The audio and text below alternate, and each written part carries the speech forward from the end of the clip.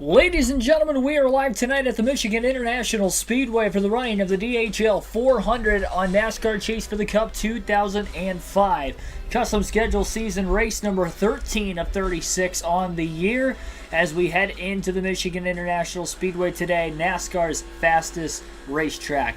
Welcome everybody in. Like, share, and subscribe for more daily NASCAR content as we get set for tonight's full race live stream with a realistic commentary NASCAR video game edition tonight, and it will be with a former, or a classic, I guess, NASCAR video game. We're going to make it tough on ourselves today. No practice, no qualifying at Michigan. We will be starting from last place with Greg Biffle in this race. This is Biffle's best racetrack throughout his Cup Series career, but at this point in time, he was still very young.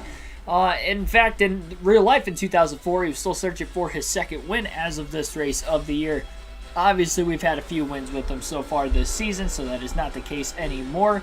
Currently winning back-to-back races coming into today at both Bristol for the Food City 500 and coming off his first career Crown Jewel victory in the Brickyard 400 last week. We'll see what will happen this week, and we'll see if Greg Biffle could get win number 9 on the season. He's led over 1,300 laps coming into this one. Derek Booth, welcome into the stream, and thanks for everybody else who is just tuning in. I was at the Atlanta Motor Speedway this week, as you might have seen with the predictions and the race highlight video. Post-race analysis video will be out Thursday morning at the latest, and let's just get into this one. Let's have a fun night of streaming. It's been 4 days since the last stream on the channel. Let's not wait any longer. Green flag is in the air. We're underway at Michigan. Jeff Gordon on the pole and will lead the field to the green. He comes into the race third in points, trying to make some of that ground up today. I have a different setup in my room today as well. Probably the last of the changing around that we're going to end up having here for quite some time, so trying to get settled in, and I've got the TV like right in front of my eyeballs, and it may be burning my retinas right now, but we're gonna get through this eventually. 3 wide, now 4 wide on the opening lap as Biffle hugs the white line on the inside. Scott Wimmer, Rusty Wallace, and Sterling Marlin up high. Now they're 3 wide into the tri-oval rather than 4 abreast. Biffle down to the apron, trying to break away a little bit more. Contact with Sterling Marlin into turn 1. He slides. Definitely got upset a little bit that go around, but hangs on to it nevertheless. Off the exit of turn 2, big stack up. Might have been somebody that made contact, or maybe Kurt Busch got into the wall down the backstretch. Regardless of the fact Biffle's able to gain a ton of positions, he's up to 26 just like that. And 3 wide again off of turn 4 with Dale Jr., the driver's second, and points to his outside.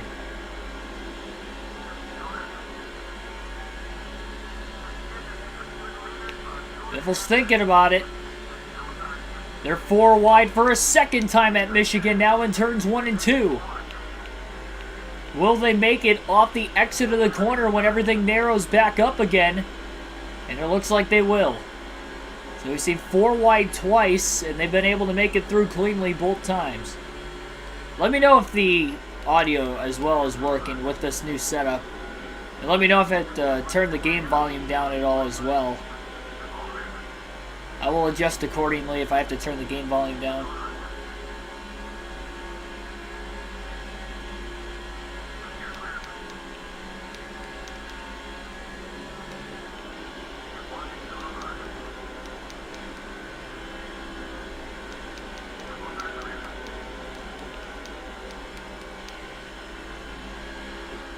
Ricky Rudd, Mark Martin, a couple of series veterans looking for their first championship still.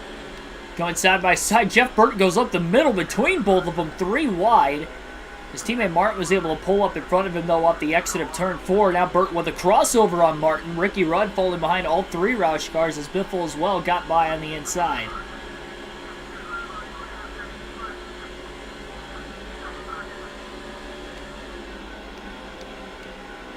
One caution free in the Busch Series race at Michigan. We'll see what the Cup Series race will bring today.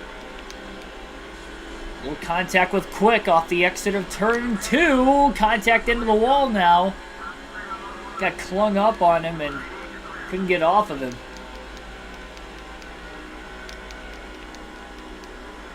Tony Stewart, Dale Jr. able to get by Biffle. Audio's fine? Alright, sweet. Hopefully the game audio's not up too loud either. I will also turn that down if I have to. Billy Kramer, R6R6, welcome to the stream. Oh, contact off the exit at turn 2. Saw some sparks flying up ahead. Couldn't tell who it was from. Now, Jeff Gordon had led a lot of laps in the last race at Indianapolis, another racetrack where it's track position, but a lot of drafting on the straightaways that may keep the competition close. Biffle gets sideways in the middle of turns 3 and 4. He wasn't down on the apron that time, but for whatever reason, the car started to slip out from underneath him, and he makes a great save on corner exit, as again, he'll have to drop back in line at 17th.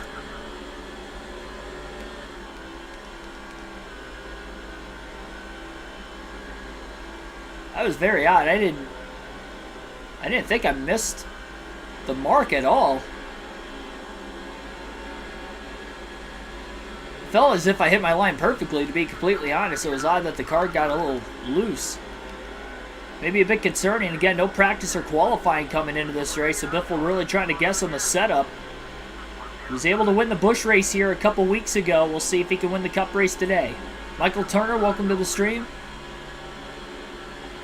Awesome to hear, man. Hopping on the treadmill. I don't do a lot of cardio, but I don't really need to right now. I'm trying to put weight on.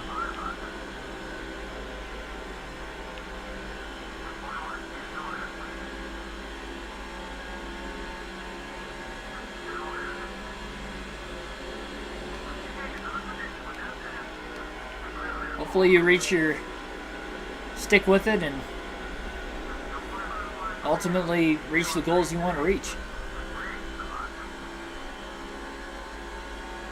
I did see that. I didn't get to watch that part of it live. I was taking my luggage upstairs. I got home right at 8 o'clock last night, so I knew I wasn't going to be able to stream. Which I kind of figured it was going to be kind of close.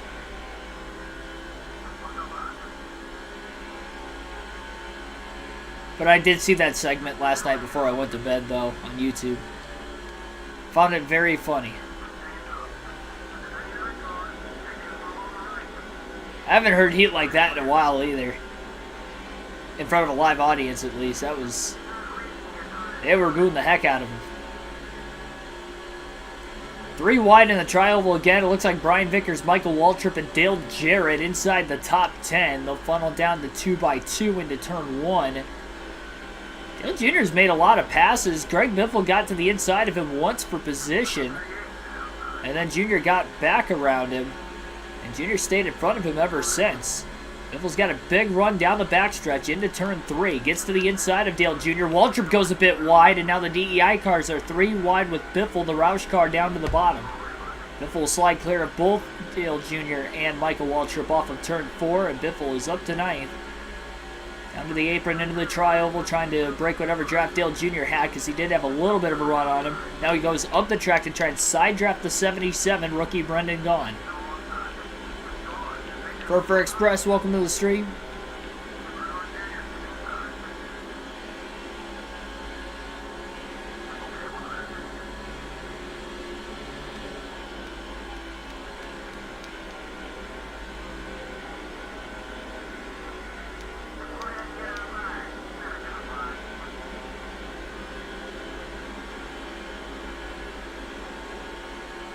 Down to the bottom, 3 wide, all the way to the apron goes Biffle, but he couldn't quite get underneath both Jarrett and Labonte as they make contact into turn 1. The 88 and the 18 get together. Dale Jr. able to get by Biffle with the stack up, almost did, not quite clearing him. Biffle's going to go up the middle, 3 wide between the 8 and the 18. Into turn 3, Biffle a bit loose, trying to stay in the corner panel. The 8, up the track he goes, trying to catch it. Labonte's in the wall. He'll lose a few spots. I don't think Biffle lost any spots, but he lost time to Dale Jr. and the rest of the cars in front of him.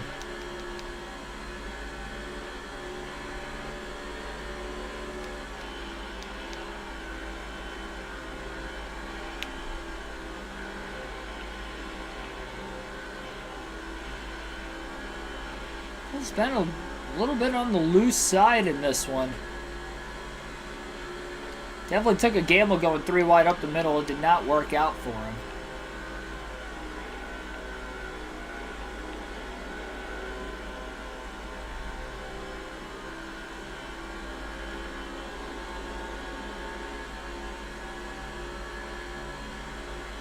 Oh, I didn't realize the Dash for Cash started this week after the Xfinity Series.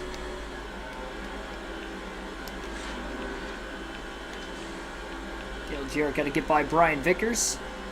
Biffle closing off the exit of turn 2, but a block by the rookie Vickers. Going to keep that 16 car behind him for right now.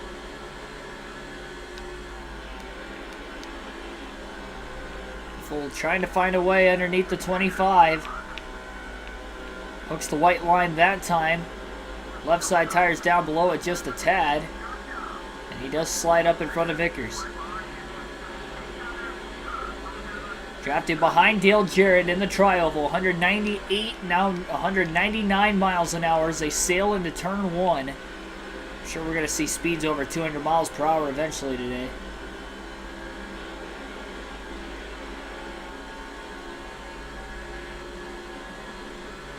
Big run for Biffle.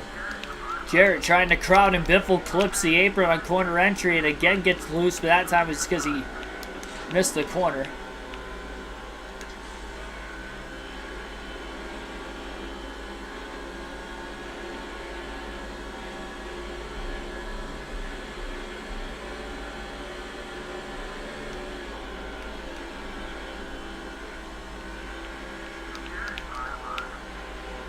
On the yellow line now, down in turns 1 and 2. He'll stay underneath the 88. Now he'll go up and try to side draft him. Drives it really flat into turn 3, a slide job of sorts. So, a little bit out from underneath him, more than what he would have liked. But when you enter that awkward and that deep into the corner, you can expect that on a fast track like Michigan. Biffle blocking for the 6th place position. Jarrett going to try to cross him over in turns 1 and 2. He gets to the inside.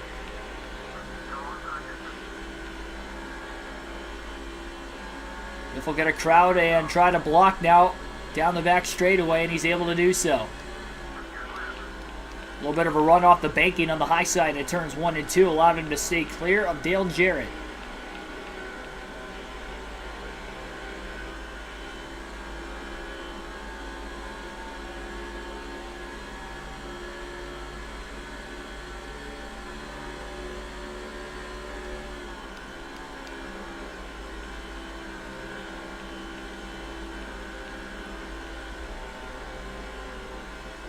Jeff Gordon has led all 17 laps that have been completed so far.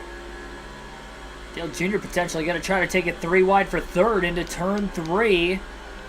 Not going to be able to make it 3 wide. He does get underneath of Kevin Harvick in the 29 car. And he has cleared him. Harvick going to try a crossover now.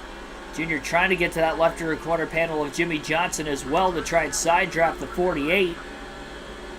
Dale Jr. moving forward.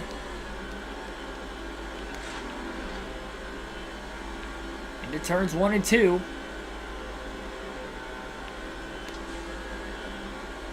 Junior not quite clear of the 48 car yet. A lot more drafting help on the outside. Harvick and Biffle behind Johnson. But the advantage in the corner to Dale Jr. being on the bottom will allow himself to clear Jimmy Johnson off of turn 4. Kevin Harvick really pinching Greg Biffle off. Oh, geez. Biffle gets sideways in the tri-oval. He's definitely going to have to tighten this car up a little bit once they finally get to that first pit stop.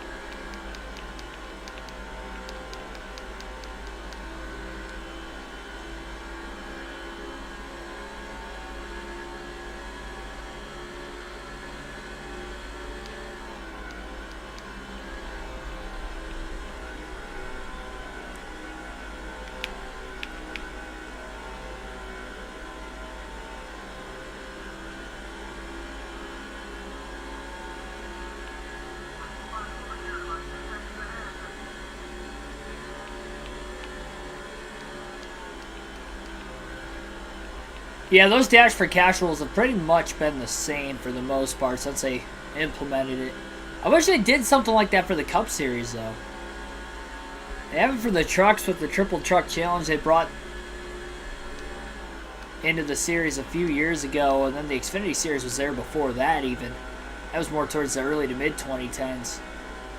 And they brought in the Dash for Cash, but they used to have the Winston Million back in the days, and I want them to bring something like that back, but even if it's not that much money, even if it's like a $500,000 bonus for the Crown Jewel races or something, it would put more meaning into the Coke 600 Indianapolis race. A couple of races in NASCAR where maybe the fan base isn't as enthused when those dates come around as what they used to be beforehand. A little while back.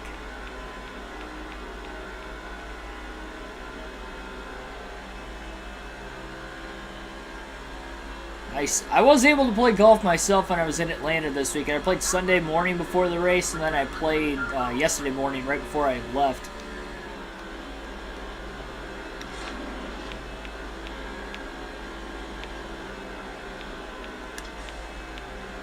Jimmy Johnson on the inside. Kevin Harvick able to stay clear, though, up high. The battle for fourth. Look at Johnson blocking Biffle down the back straightaway. Biffle had no chance to get around him there. Biffle slides up the track in the dirty air in the wake of Johnson's car. Biffle also just ran his fastest lap the lap prior to this one.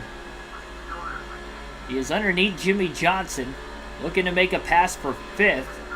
This could move Biffle into the top 5 for the first time tonight, and it looks as if it does, as he is going to be cleared off of turn 2.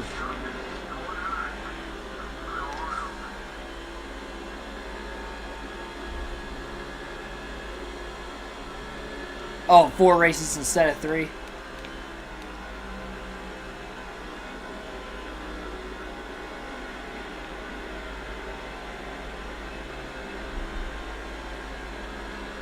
Four is a pretty good number for that, in my opinion at least.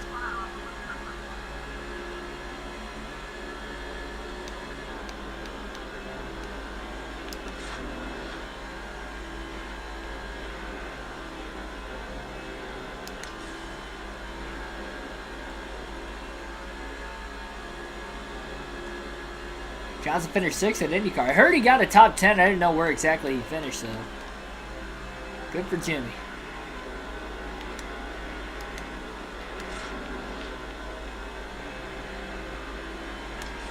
Kevin Harvick looking low on the inside of Dale Earnhardt Jr.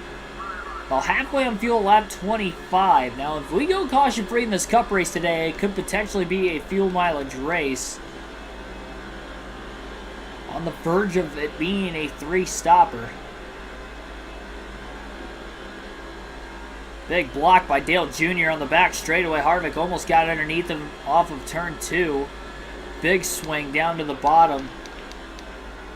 Biffle can't quite get the turn in the car. He had to lift a little more in the dirty air behind Harvick, but he still gets to the inside of the 29 off of turn 4.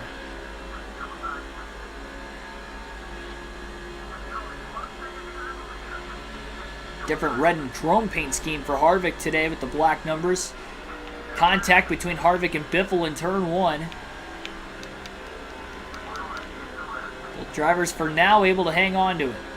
And they're still side by side down the back. More drafting up for Biffle though behind Dale Jr. and that will allow him to clear Harvick before getting into turn 3.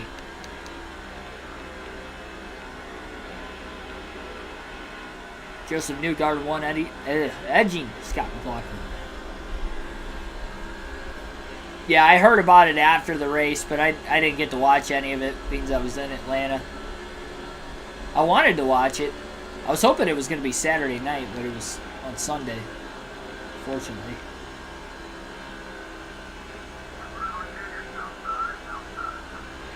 Oof. Close moment there. Junior crowding Biffle a bit. Biffle trying to side draft Dale Jr. is just going to have to lift and fall in line behind him as he was out of shape into turn 3.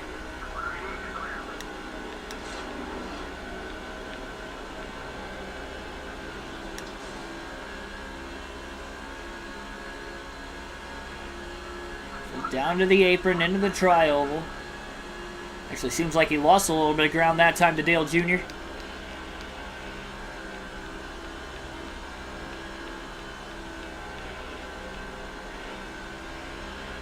So Gordon kind of doing exactly what he did at Indianapolis, where he led a lot of laps in the beginning of the Brickyard 400. He led the first 37 laps, but only went on to lead 2 more laps the rest of the day, and he ended up finishing outside the top 10 as well, in the 17th place position. Despite only having 1 caution and him leading even into the restart. That caution was early in the race as well.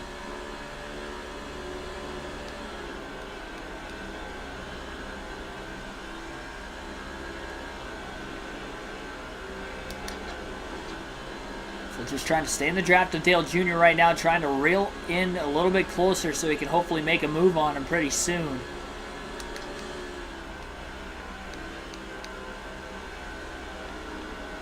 It's going to happen right now. Biffle's teammate Matt Kenseth riding in 2nd place right now. So 3 Chevys and 2 Fords in the top 5. Not sure exactly who or where the highest running Dodge is.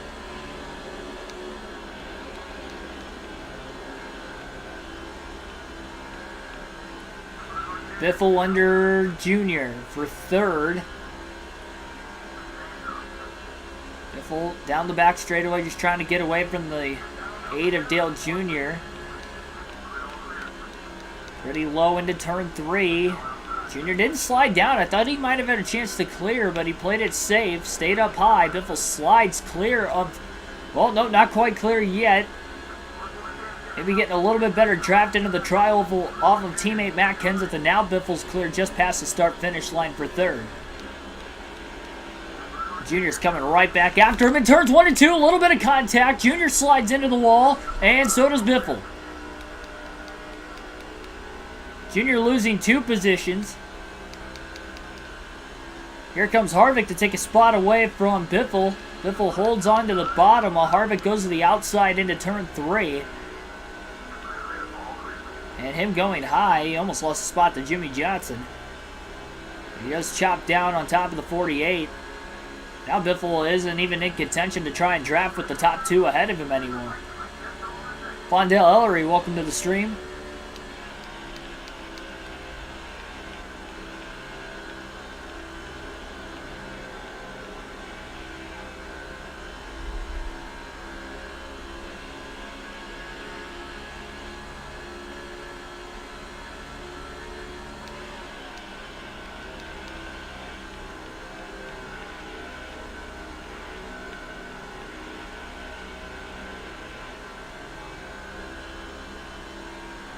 I think they should put Michigan in the playoffs.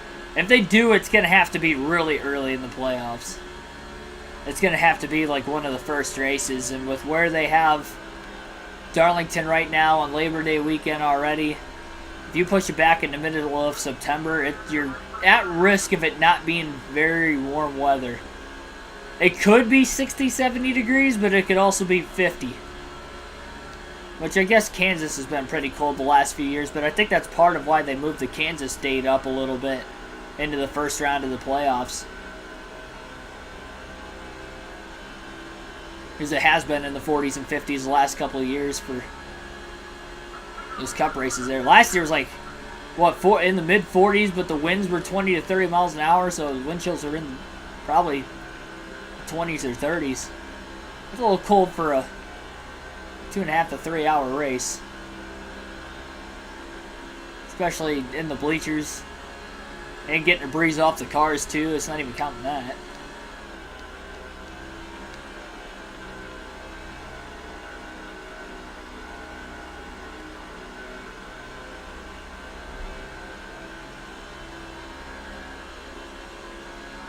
I would just keep it right where it's at in August. Because even if you were to have one Michigan date, I'd rather have it in August than June, because in June, for whatever reason, they've had more problems with that race having rain threatened versus the August race. I don't ever remember the August race having any sort of rain issues before. Not in recent years, at least, but the June race. They were having some complications with it. 2018 got rain shortened. 2019 got moved to Monday. There was one year in the mid-2000s, I think like 07 or something, it got moved to Wednesday during the week. Tuesday or Wednesday.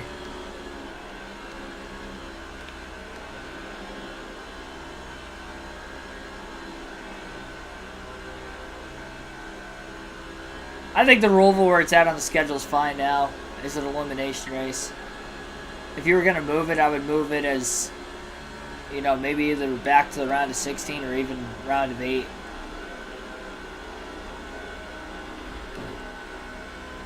But I would keep it in the playoffs.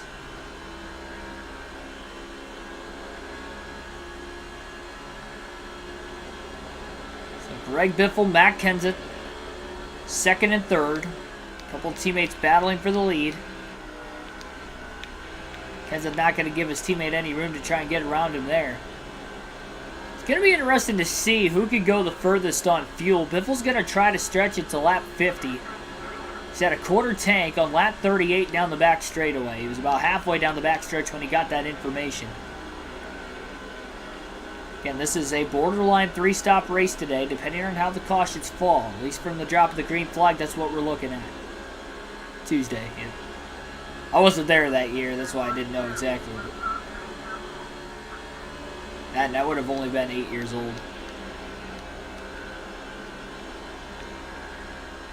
Yeah, Atlanta exceeded my expectations too. Matthew Ring, welcome to the stream also.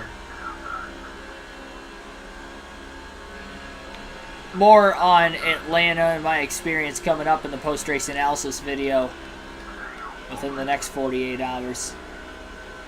I got home at 8 o'clock last night, so I wasn't able to really record a video before having to go to bed for work today. And I still work again tomorrow too, so Thursday morning at the latest, post-race analysis video will be up on the channel. Oh, you're going to Dakota this weekend. Congrats. Greg Biffle starting to reel in Jeff Gordon. A 24 car.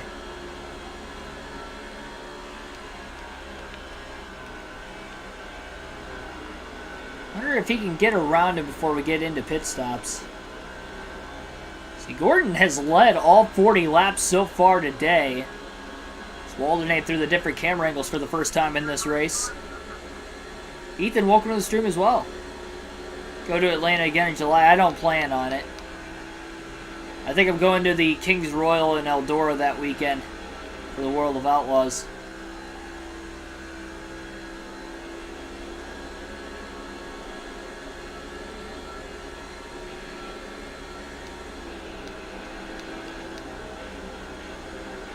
Then I'm still going to Talladega later this year, so.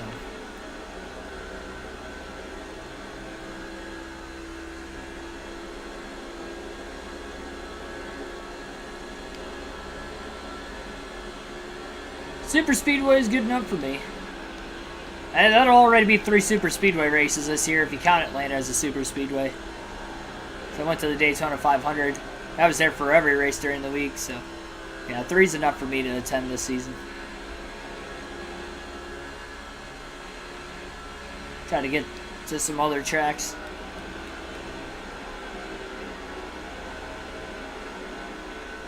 Oh, Tyler's going to Dakota as well.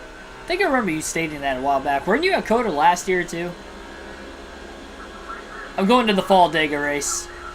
I'll actually be doing live commentary for the spring race. Also doing live commentary this weekend for the Cup Series race at Dakota as well. For those of you wondering. Obviously, again, I did not because I was at Atlanta for the Cup race on Sunday.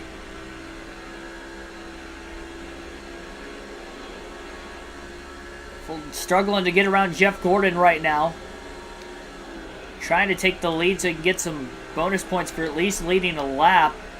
It's really, really tight in the dirty airs. The front tires wanted to skirt up the racetrack that time. Matt Kenseth's still hanging on, too, back there in third. Biffle looking low, all the way down to that white line through the tri-oval. Gordon blocks him to it. Dividing the apron from the actual racetrack itself.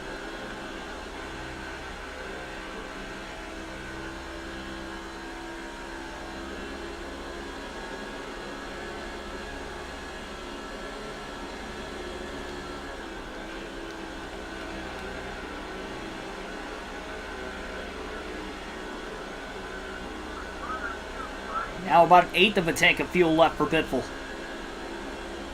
I think the best thing for him right now, I know he wants to lead, but draft behind Jeff Gordon for the time being. It's probably the safest and best bet to try and make it to lap 50 on fuel to potentially make it a 3-stop race today. Tires are wearing out, not making it easy for Biffle, especially to ride in this dirty air behind the 24 car. Both front tires and the right rear now in the yellow. On the tire wear indicator that just flashed on the upper right-hand corner of the screen. I'm sure the left rear will be getting into the yellow here very shortly as well. And as I stated, there it goes. Lap 46 at the line. Gordon led every lap into green flag pit stops at Indianapolis, but he never led again the rest of the race. We'll see what will happen here. Oh, Biffle gets really tight. He had to get on the brakes off the exit of turn 2. That's going to cost him a lot of ground. Trying to break the draft from Kenseth, who's going to be coming on hot. Gordon pulls down to the bottom of the racetrack now. He may be pulling onto pit road.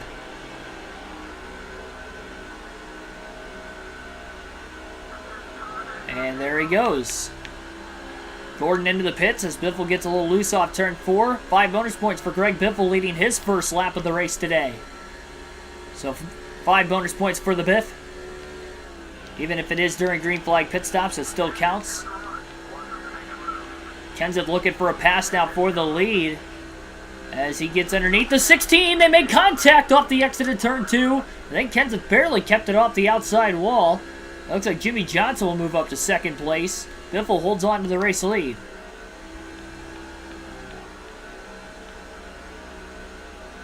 Kenseth just got a little bit on the edge, over the edge. And he pushed right into the left rear corner panel of Greg Biffle. Biffle's been loose most of the run as the tires are towards the end of its run.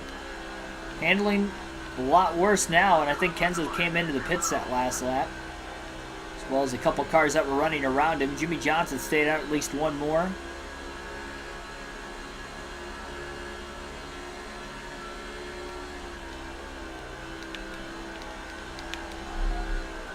Biffle sliding up the racetrack again in turns 3 and 4. Lap 49 this time by.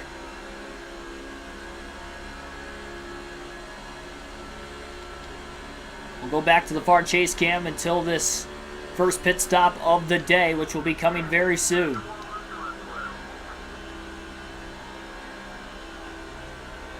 Still no caution flag yet today. We had our first caution-free race 2 races ago at Bristol, and only 1 in the Brickyard 400 in the last race.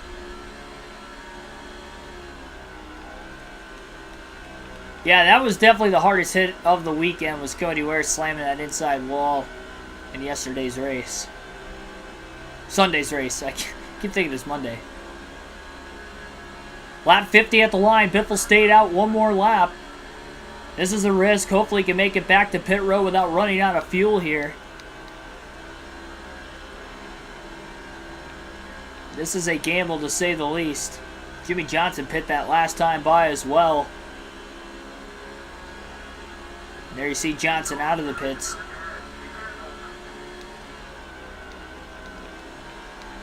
Biffle will pit this time by. And on to the brakes he goes. Don't want to speed. 70 miles an hour is the pit road speed limit at every track in this game, and he'll get down to pit road speed with ease. 4 tires and fuel, half a round of wedge going into the car, and 2 pounds of air pressure will be taken out of the tires during this green flag pit stop for Greg Biffle, his first of the day. Ryan Newman will lead for the first time now as he'll collect 5 bonus points, staying out of the pits longer than anybody else. Mr. Clean Crew goes to work on the 16 National Guard Ford.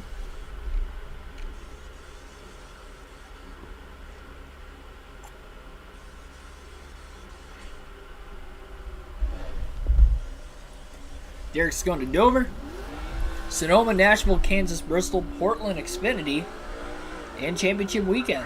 Awesome. I'll be at Championship Weekend. Bristol for the dirt race. As Greg Biffle pulls out onto the racetrack here. And He is going to lose some time on pit road, staying out a little bit longer than most of the field. Kurt Busch going to lead a lap as well and get 5 bonus points. So we've had 4 different leaders now in this race. Jeff Gordon by far has led the most. Then Greg Biffle has led the second most. Ryan Newman led 1 lap. Kurt Busch has led 1 lap during green flag pit stops. Biffle led 4 laps during green flag pit stops.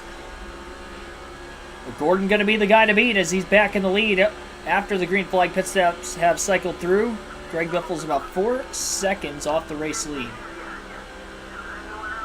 Really wanted to try and tighten this car up a little bit, so dropping the 2 pounds of air pressure and adding half a round of wedge. This is going to be interesting to see how the car will react on the longer run. Hopefully it's not too tight, because that was a lot of adjustments for the first stop. If they have to move it back in any way, shape, or form, they will have at least 2 more stops to be able to do so. Yeah, Derek stated in the chat already Johnson finished 6th. I didn't realize he finished 6th place, but I knew he got a top 10 from what I had heard.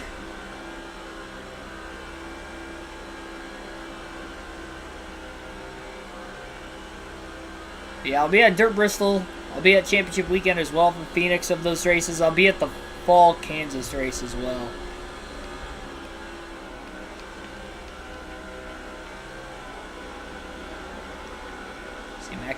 Kevin Harvick running 3rd and 4th. Biffle closing in the draft behind the 29. Harvick looking low. Kenseth's going to try to block. He'll pull a clean one. Biffle looking low as well. Going to try to arc off turn 1 as much as he can. Has the grip with the fresh tires. Dives underneath the 29 of Harvick. But he can't stay there, and he'll have to drop in line behind. A big block by Kenseth on the 29 of Harvick that time. They nearly made contact. Biffle to the inside of Harvick. Oh, he got a bit loose. Caught the car before sliding into the 29. I think Harvick got out of the gas and let Biffle in line before a catastrophe happened off of turn 4.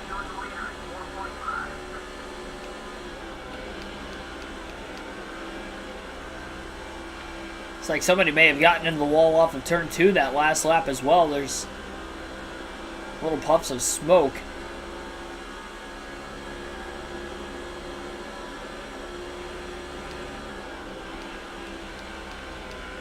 Well, that's awesome, Derek.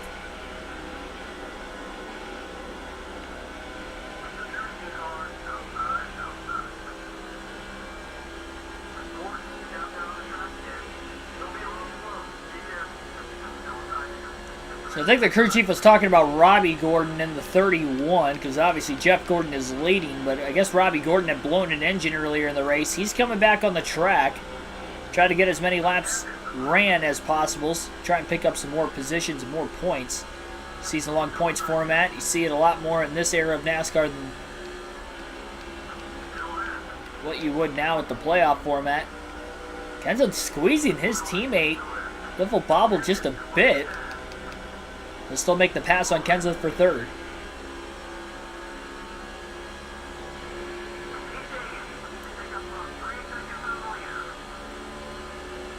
Yeah, I'm definitely going to try to go to the Indy 500. I still haven't bought my tickets. I really need to get on that soon. I just don't know if anybody else is going with me. I want to make sure we can sit together, because my dad didn't get to sit with me at Daytona because he bought his tickets like 2 months after I did, and they were almost sold out.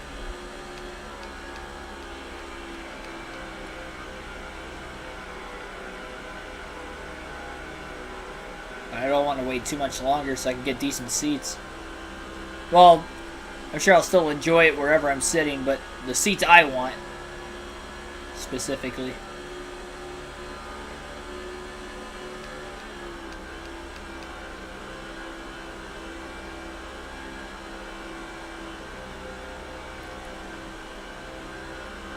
That, and I've been at Indy twice now, so I kind of have a good idea of a couple spots where I'd want to sit.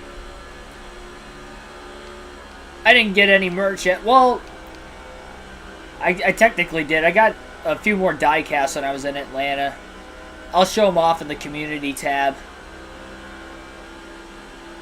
For those of you that didn't know, I do have that second case up. You can't really tell exactly what's in there with how small the camera is, but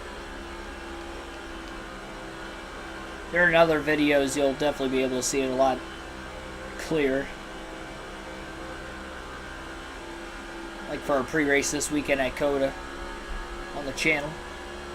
That'll be a live stream before we go live for the live commentary. But I got a Dale Jarrett UPS 2002 die-cast, all 124 scale. I got a Jeff Burton Sitco number 99 from 2003. I got a Dale Earnhardt Jr. 2002 Busch Series car, the Oreo paint scheme, number 3. And then I also got... Oh, hang on, problems. Jimmy Johnson blowing an engine while running in second place. Johnson never had great luck at Michigan, and he blows an engine on lap 60 while running in second here today. That will give Greg Biffle second place, about 2 seconds back of race leader Jeff Gordon. And with that being the first Hendrick car to have a blown engine in this race today, what will that say for race leader Jeff Gordon, who still has about 2/3 of this race remaining?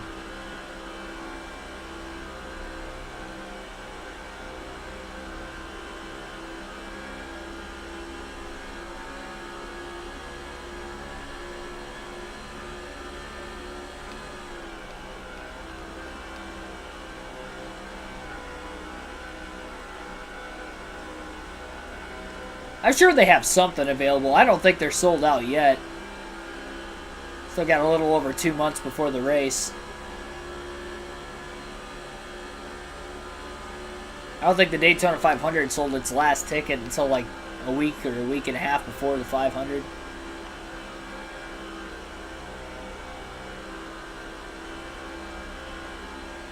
I give it at least another month before they sell out.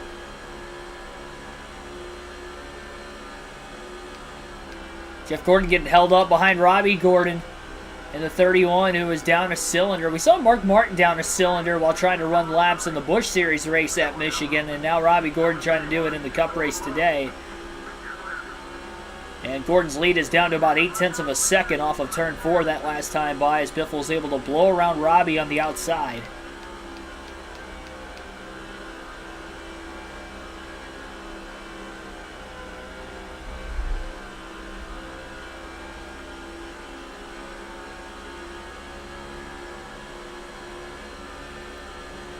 Nothing wrong with that, Billy, as long as you're happy, man.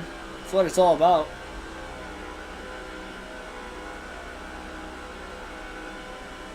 It's not for everybody.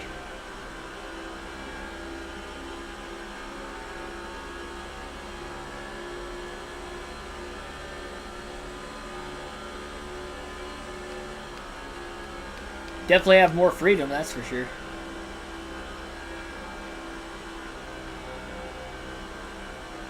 Do what you want when you want to do it. Arc to Mars. The Indy 500 is exhilarating and awesome. Yeah, I mean, so is the Daytona 500, I'd have to imagine. Once my first Daytona 500 this year, I haven't been to the Indy 500 yet. Just NASCAR races in general. This weekend at Atlanta, I don't know if it was picked up on the Fox broadcast at all, because again, I haven't been able to watch the Fox broadcast at all. But there was moments when Chase Elliott would take the lead or would be side by side for the lead in those final 100 laps. That place was going insane. Obviously, Chase Elliott's the most popular driver, but that was also his home track. I mean, it was probably 80% Chase Elliott fans there. I kid you not. Like 80% of the crowd was just going insane for him. I honestly kind of had chills when it was happening later in the race, when he tried to get the bottom lane to work and he got up to the inside of like 3rd or 4th with about 10 to go. That place was starting to go crazy and he wasn't even up there yet, and then he fell back as they all hopped out of line. But I was like, if Ryan Blaney doesn't win this race, I kind of want Chase Elliott to win just for the sake that this place is just going to go insane. It had to have been equivalent to like Dale Jr. leading at Talladega late or something in the early 2000s. That's what it felt like.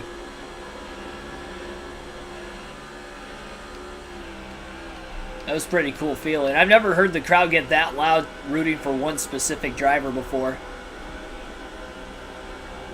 Until this weekend at Atlanta with Chase Elliott.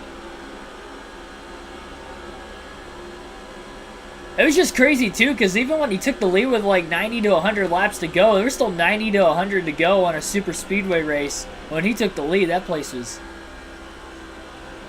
acting like it was the final lap. It was a lot of fun though. Love it when the crowd's lively like that. It just makes it feel more important. Even the non-crown jewel or playoff races. Biffle's all over the back bumper of Jeff Gordon. The only reason Biffle's led a few laps today is because he led in the middle of green flag pit stops. So it's going to be interesting to see if he's going to be able to get around the 24 car at all.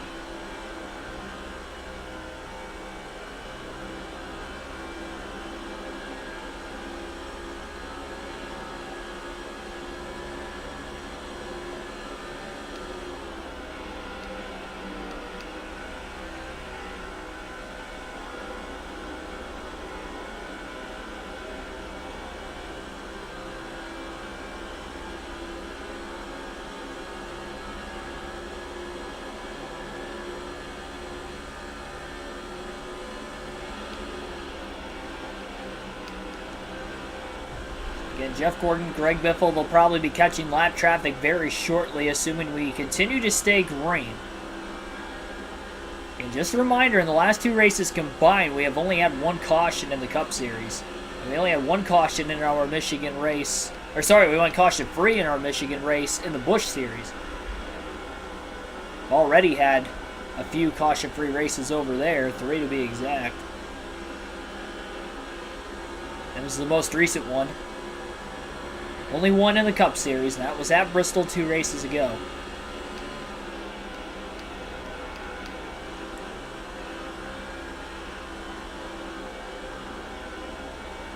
Said the battles for the win and for the lead throughout the day were a little anticlimactic.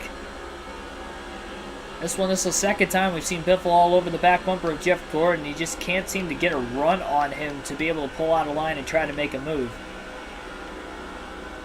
Especially with how tight the car is in the dirty air behind him. Plus making the car a little bit tighter is going to make it a little bit harder to maybe stick that bottom lane. Not because of being loose, but because he's just not going to be able to actually hold the line down there. Before it was because the rear of the car was sliding. Now it's because the front of the car is more on the pushing side. I believe they're closing in on Robbie Gordon once again in the 31. Side-by-side lap traffic in front of Gordon. Well, drives it down to the bottom, so they already caught Robbie Gordon again. First lap cars of the day for the 24 and the 16. Gordon clears them all off of turn 4. Biffle still working on the 142, and now he's clear at the start-finish line.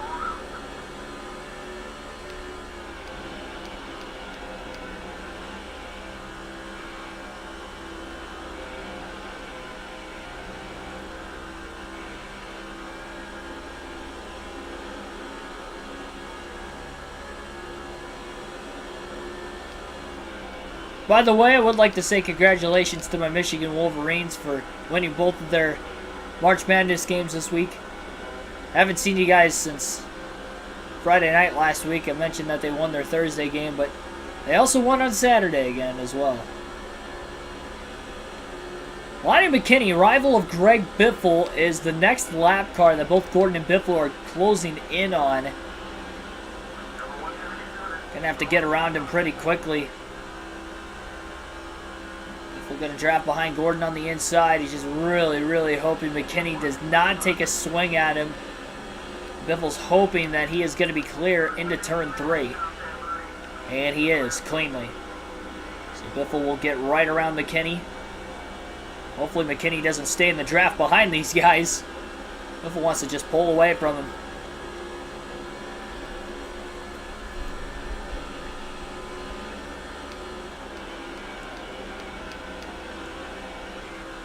Might just try to share draft with Jeff Gordon for the next couple laps until he pulls away from him. It's going to be the smart move.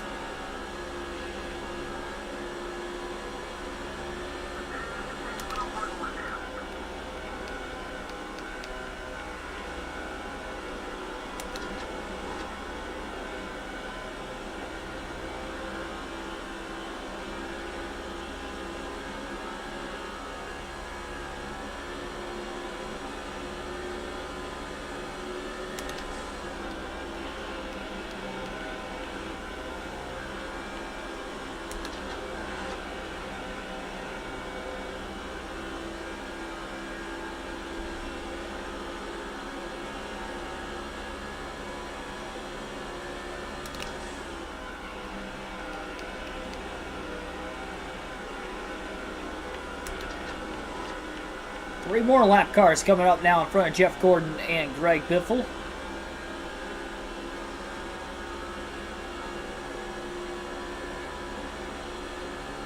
Biffle is thinking long-term in this race as far as fuel strategy, though. Gordon pit at about lap 47. Biffle, lap 76, is going to be halfway on fuel right now.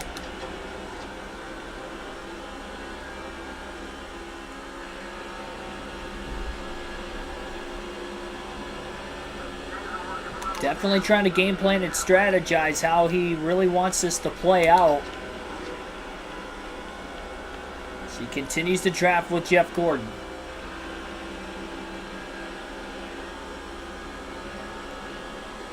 He would like to lead the most laps today, but considering Jeff Gordon's led all but 5 laps in this one, would mean he's led just shy of 70 laps total. It's going to be tough.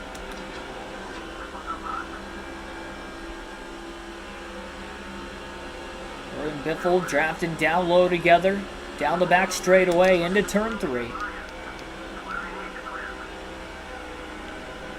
Stay low underneath the 171. Kyle Petty in the 45 will be the next lap car.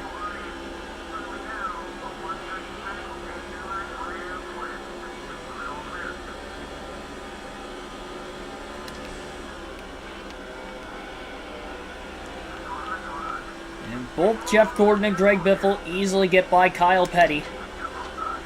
Remember, Jimmy Johnson was in second place and could be in contention for the race lead right now as well, but he blew an engine at lap 60. He was still about 2 seconds off the race lead at the time. But so was Greg Biffle when Biffle was right behind him when that happened.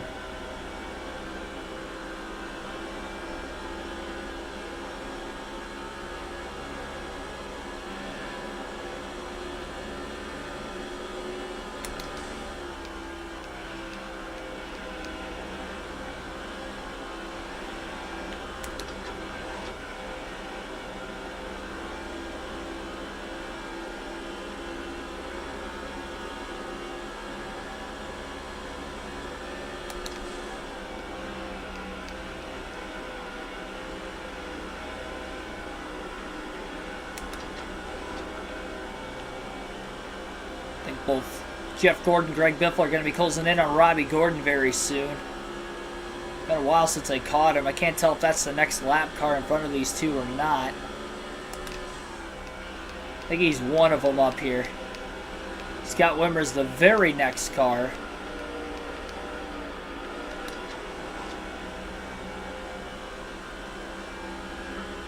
Jeff Gordon pulling Robbie. Biffle a lot more conservative getting around Robbie Gordon that time as he was staying in the draft behind Jeff Gordon just enough to keep up with him. Gordon was also held up by Scott Wimmer in the 22, which might have been the difference of Biffle trying to hang on behind Gordon.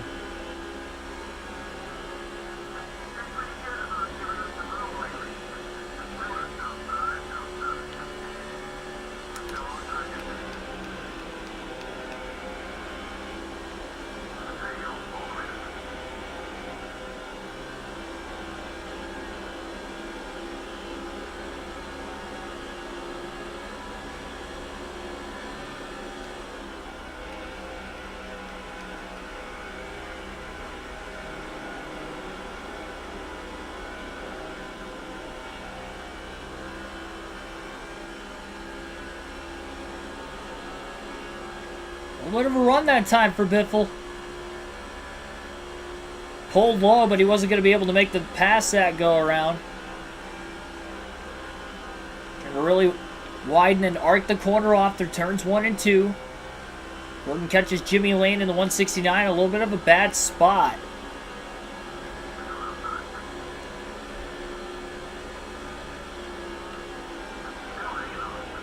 Biffle gets around Lane into turn 3. Lane going to try to cross Biffle back over. Biffle gets a little bit of a run, though. And then draft behind Gordon again.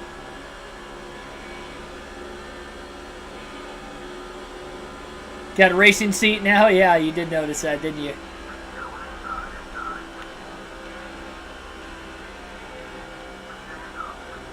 Yep, I now have a legitimate gaming chair.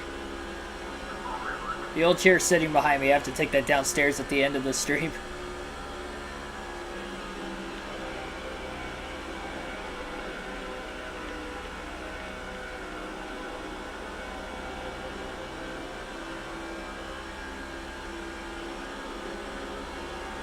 Patrick Shadley, welcome to the stream. Yeah, AJ was really good on the road courses last year in the Cup Series. Won one of them, too. Jimmy Lane's keeping up with both Jeff Gordon and Greg Biffle right now. Gotta cut him a little bit of props for him being able to do this.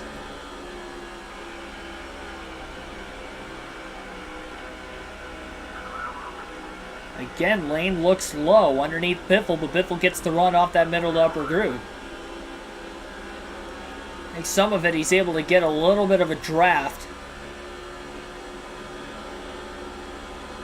It's just enough to allow him to be able to do this. Biffle and Gordon both hooked the bottom that time, though, through turns 1 and 2.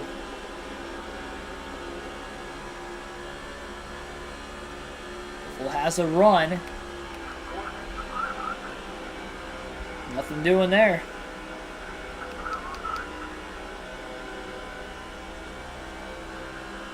Gordon did a great job pulling down in front of Biffle. Just enough to stall him out that last lap.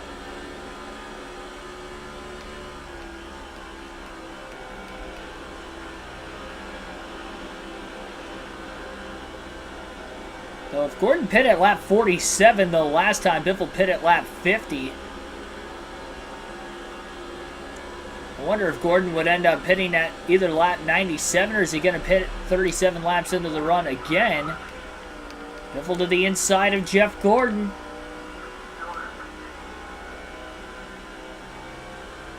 Not going to be enough, though, off turn 4. Gordon gets the run off the high side.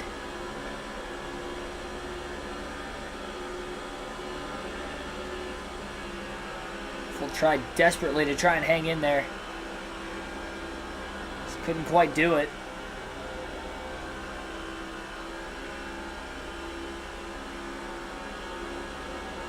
Dressed up like Morris said. Why? Because I have the afro wig. I don't want to shave my beard, though, into like a goatee.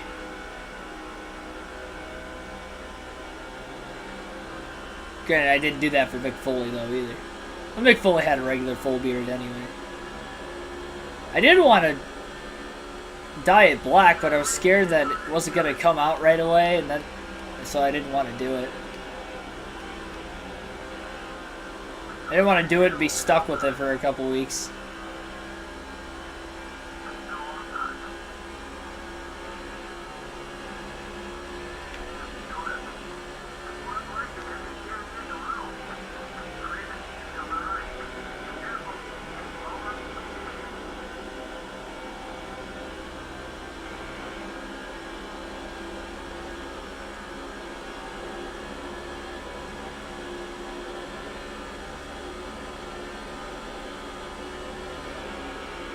Ricky Craven now the first car, 1 lap down.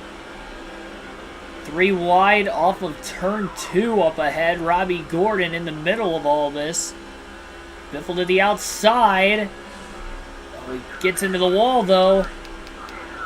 And with getting into the wall, Ricky Craven gets to the bottom. Biffle slides up the track.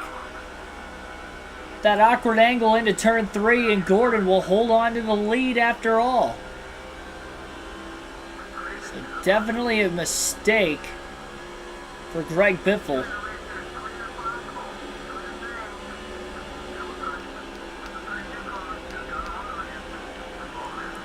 A lot more lap traffic where that came from up ahead. Craven goes a lap down again as Gordon and Biffle get right back by. He's the first driver 1 lap down, currently at lap 90.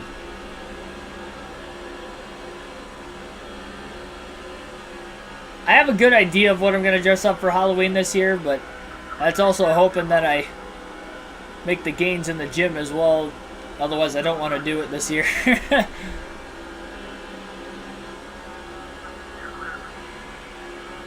It is going to be another pro wrestler again.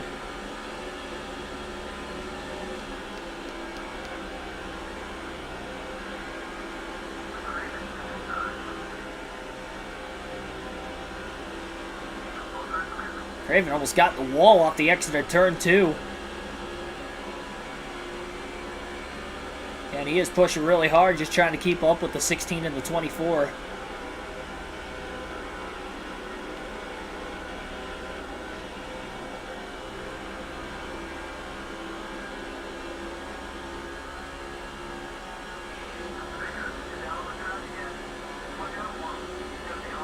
So it sounds like Brian Vickers also coming out of the pit lane. So both Brian Vickers and Robbie Gordon are slow cars on the racetrack. With contact between Scott Riggs and Greg Biffle that time. Off the exit of turn 2.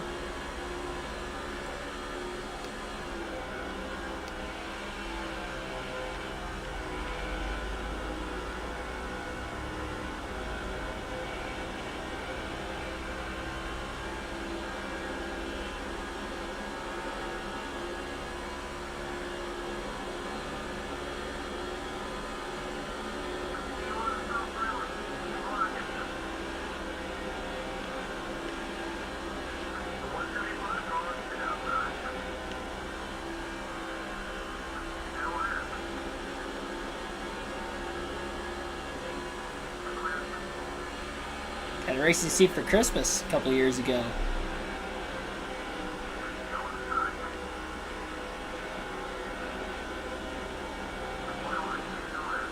Yeah, my chair was starting to get a little worn out. Even after only having it for barely over a year.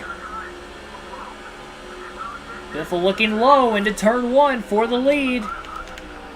He gets loose though, and he couldn't hold the bottom of the racetrack. So Gordon will hold on again. Barely sliding up to keep the 175 car behind was Biffle.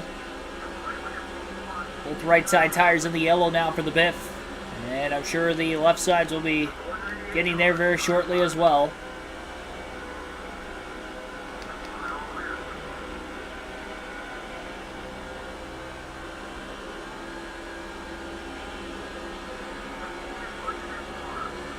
Lap 95, so Gordon's gone 1 lap further this run than what he did the last couple runs. Couple lap cars in front of him as well now. Turns 1 and 2. One of them is his teammate Terry Labonte.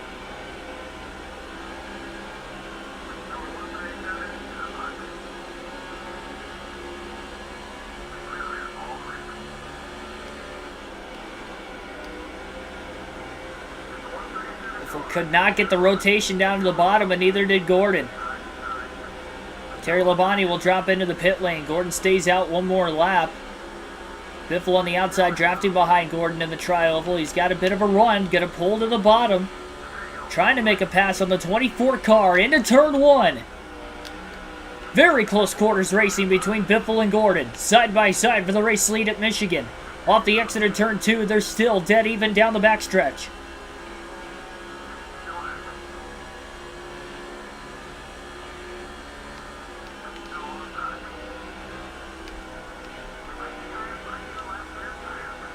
Biffle clear off of turn 4. Gordon wanted to get to the bottom. I think he wanted to pit that last time, but he couldn't do it. Slow lap car of Brian Vickers in the way as both Biffle and Gordon get by to the bottom off of turn 4.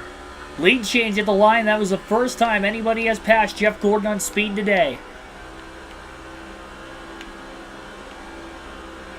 But can Biffle hang on because Gordon is hounding him right now? And when will Jeff Gordon pit? And maybe this time he's looking extremely low on the backstretch into turn 3.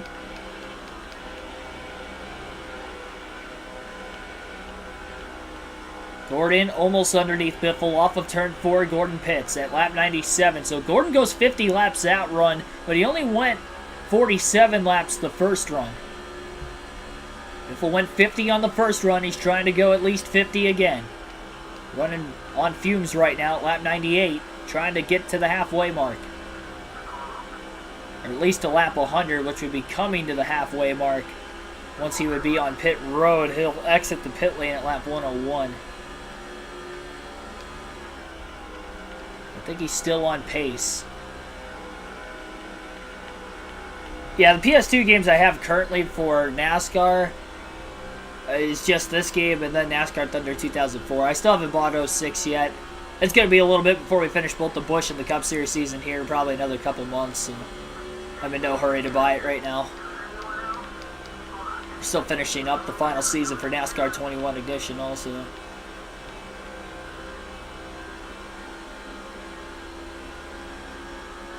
But it'll be here before we know it. And then the end of this season will be here before we know it, even though it's only race 13 right now.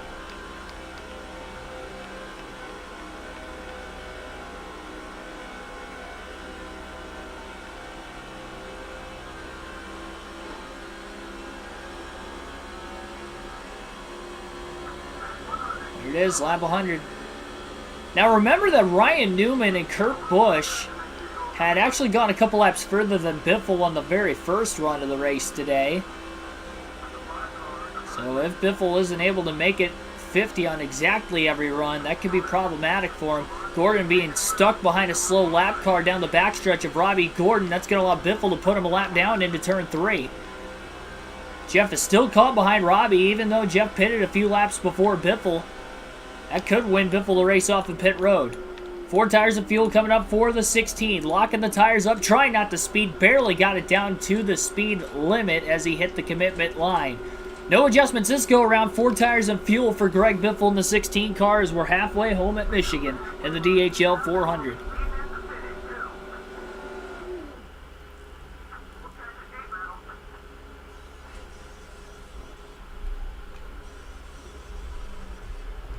Mr. Clean Crew trying to go for another clean stop. So far, so good. Off and away goes Greg Biffle, who will cycle into the lead. Matt Kenseth actually going to lead his first laps of the race. 5 bonus points for Matt Kenseth.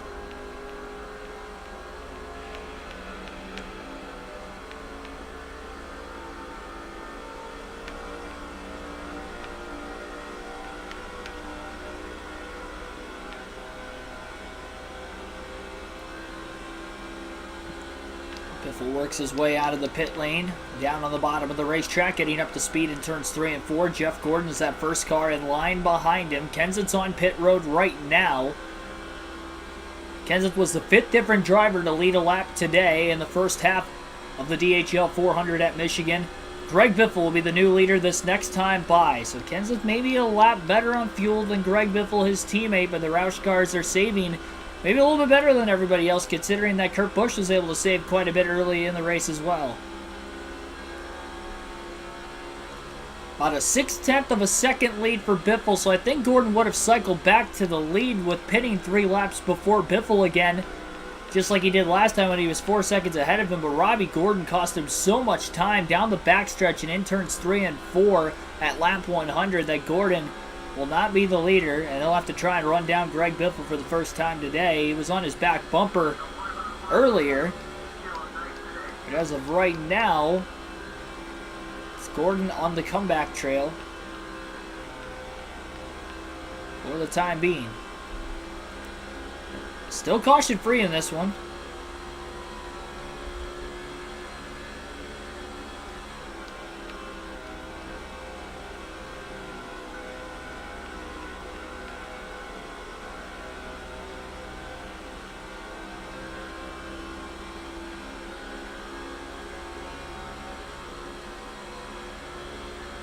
Gordon maybe a tenth of a second quicker that last lap. 199 miles an hour for the Biff into turn 1. Trying to get his 10th career victory in the NASCAR Nextel Cup Series with a win today. And it would be his 9th of the season in the first 13 races. Nobody has won more than one race except for Greg Biffle in the Cup Series season. With not just one, but two slow cars on the track, that is definitely going to make things interesting. Brian Vickers and Robbie Gordon both having issues today, down a cylinder. And here comes Vickers in that 25 car up next. You'd imagine with him being teammates with Jeff Gordon, he's probably going to try to help Gordon out. Oh, one car slid down right in front of Gordon. It wasn't Vickers. It was one of the two cars that were trapped in line behind the 25, so now Biffle has about a 1.1 second lead over Gordon. Remember though, Biffle was in the draft for pretty much the entirety of the first two runs of the race, was able to go 50 laps. If he is not drafting, and he is the leader, can he make it 50 laps on fuel during these final two runs of the race? And again, if we get any cautions in a weird spot, that's only going to make things even more interesting. Really, any cautions between now and the next stop of the race is going to make things interesting on whether drivers pit, and then knowing that they will have to pit one more time to the end, or do they try to save fuel under the caution to potentially make it on one more stop. Track position obviously means a lot. It took Biffle a long time to actually pass Gordon on speed and not just lead laps simply due to having that advantage on staying out a little bit longer on fuel.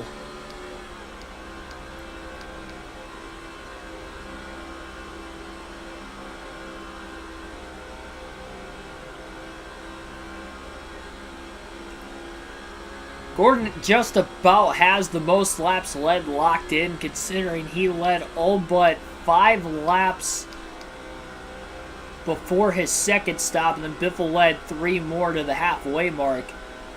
So Jeff Gordon, if I'm thinking correctly, has led 92 laps today out of 200 total. It's almost halfway.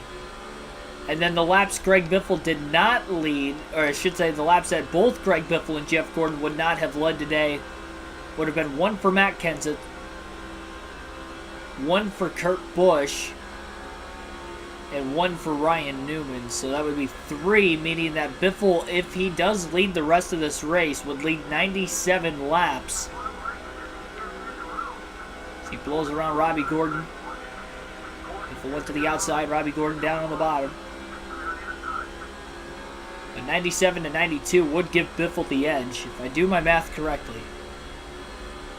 Accumulating on the laps that have been led by other drivers today.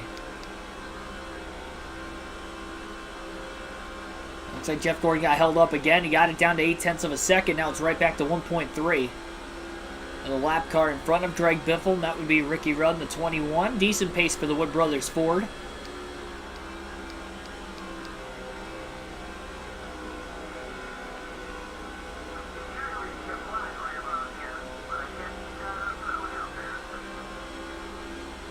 Remember, Dale Jr. was in the top 5 earlier in the race, as high as 3rd, and he was in 4th.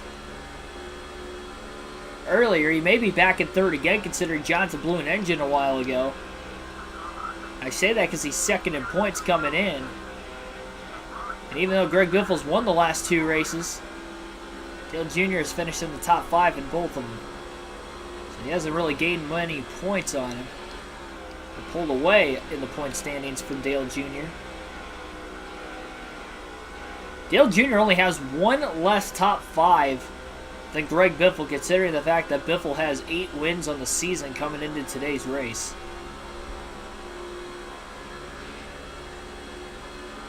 And oh, by the way, Dale Jr. hasn't won yet this season. Only winners outside of Greg Biffle would be Jeff Gordon, Michael Waltrip, Tony Stewart, the Daytona 500, and Scott Wimmer, the rookie, pulled off the upset. I guess Michael Waltrip would have been an upset considering that it was a road course victory for him. Scott Wimmer He's the only rookie to go to victory lane this season. The Caterpillar number 22 car from Bill Davis Racing.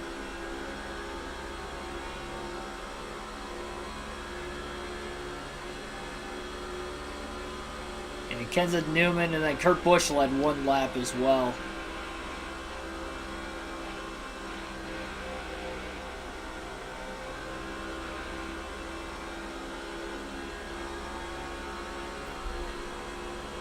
Kurt Busch made it one lap further than Newman in the first set of stops, and Kenza got his first lap earlier.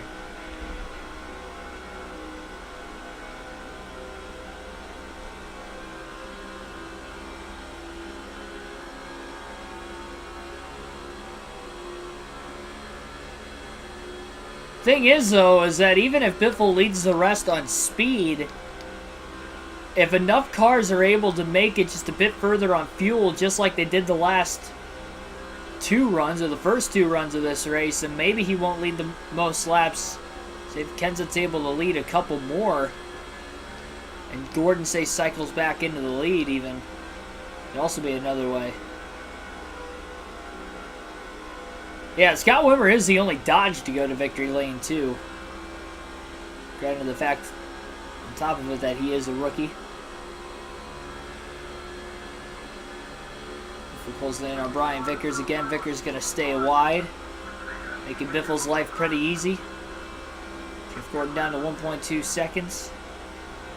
You would think his teammate's going to let him in line pretty easily. And it wasn't as easy as Gordon would have hoped. He lost about a half a second, man. Even more than that. He is 2.1 seconds off the lead now. Lost about 0.8 of a second behind Brian Vickers that last lap to race leader Greg Biffle. Not impossible, but it's going to be tough. Gordon keeps struggling like that in lap traffic.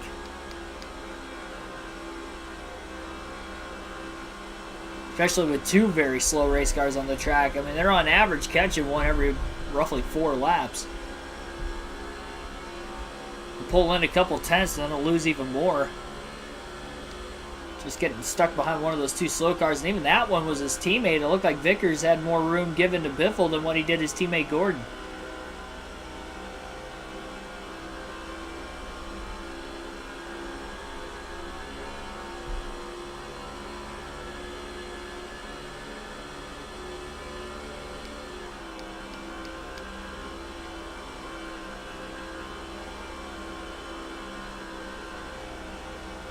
I will say the car definitely feels a lot more glued to the racetrack than what it did on the very first run of the race. Initially, it was a little on the looser side, but remember, they dropped the air pressure 2 pounds during that first stop of the day as well, cranked the wedge a half around, putting more in.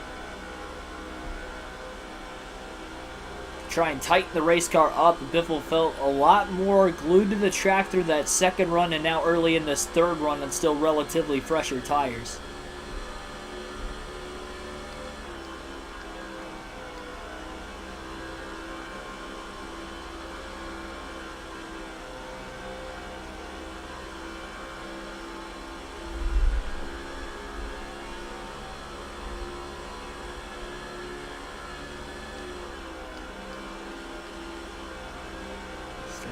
Robbie Gordon now in front of the Biff. Biffle gets by both Marlin and Gordon through turns 3 and 4. Marlin trying to get his lap back on Biffle at lap 118. Racing pretty hard down into turn 1. Biffle stays on that bottom lane. Gordon now 2.4 seconds off the lead after catching the 31 of Robbie Gordon.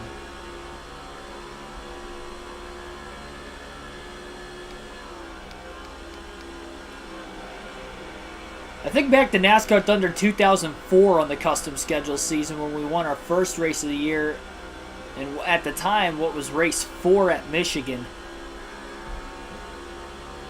giving Greg Biffle his first career win in that game considering it was his rookie season.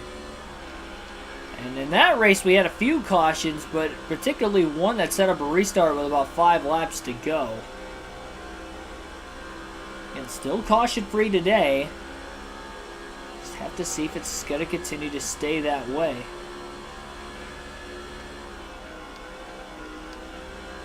Very intriguing to say the least.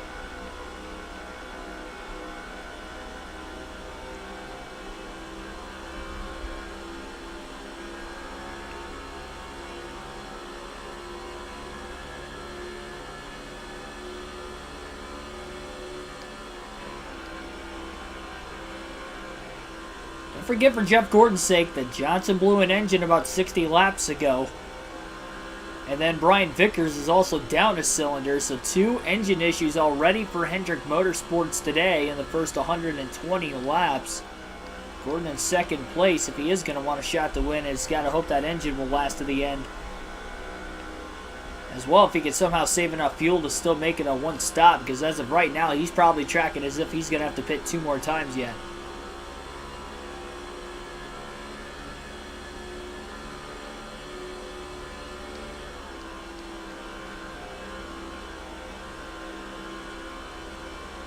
Good news is, in the Cup Series in this game, no green-white checker finishes, so if we do get a caution late in the race, we can't go past the scheduled distance, which is good for Greg Biffle. Or whoever would be leading, I guess, at that moment. But good for Biffle in the sake that if he goes 50 laps these last 2 runs, that's all he's going to have to go in order to make it on one more stop. We're really about 27 to 28 laps away from finding out, approximately even more at least, where Biffle's tracking on fuel for the rest of the race. Really even just a couple laps away, considering that he should be hitting halfway on fuel very shortly.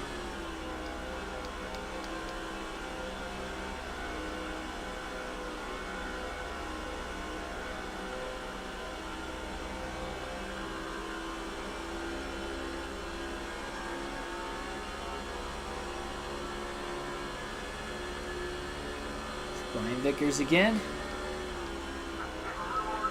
Looked like he was going to pull the bottom, and then he saw Biffle closing in pretty fast and jerked his car right back up to the outside, giving pathway for Biffle on the bottom.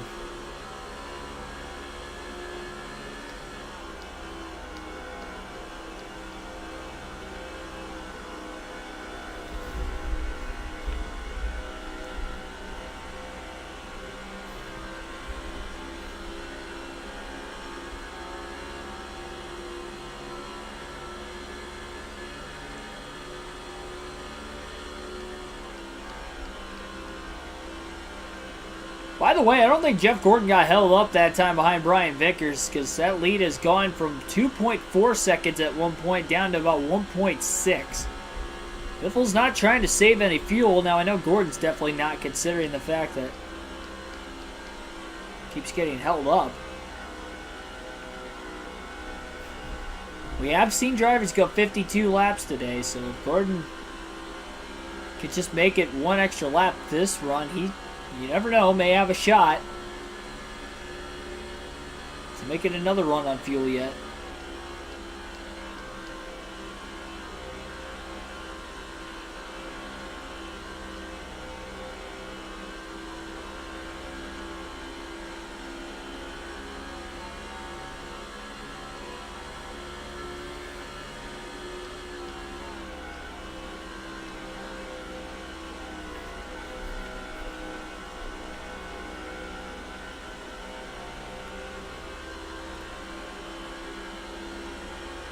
.75 laps to go in the DHL 400 at Michigan, as Greg Biffle is your race leader. Just hit halfway out of fuel, just passing the start-finish line. Which again is borderline 50 laps.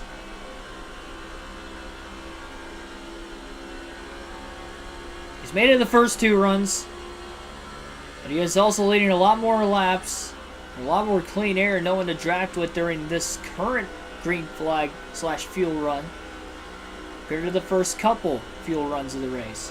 Should say it's the same green flag run, because we are still caution free with just 74 laps to go now at Michigan.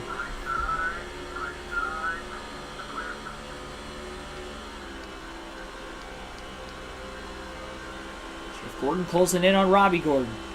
And he's going to get stuck behind him. He had the lead down to 1.4 seconds, and now it's right back over 2 seconds now between first and second. 2.3, 2.4, 2.5. Now it's an even bigger gap than what it ever was before between Biffle and Gordon. Now it's down to 2.6 in turns 3 and 4. What a tough break for Jeff Gordon.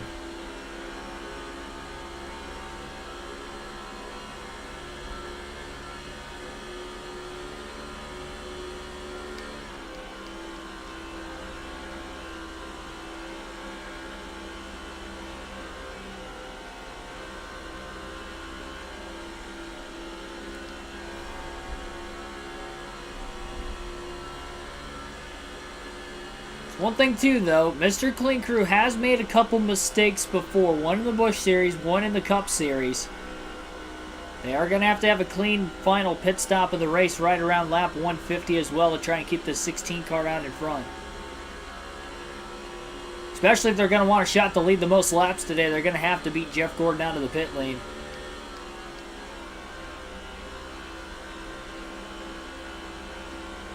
We'll definitely have to find a way.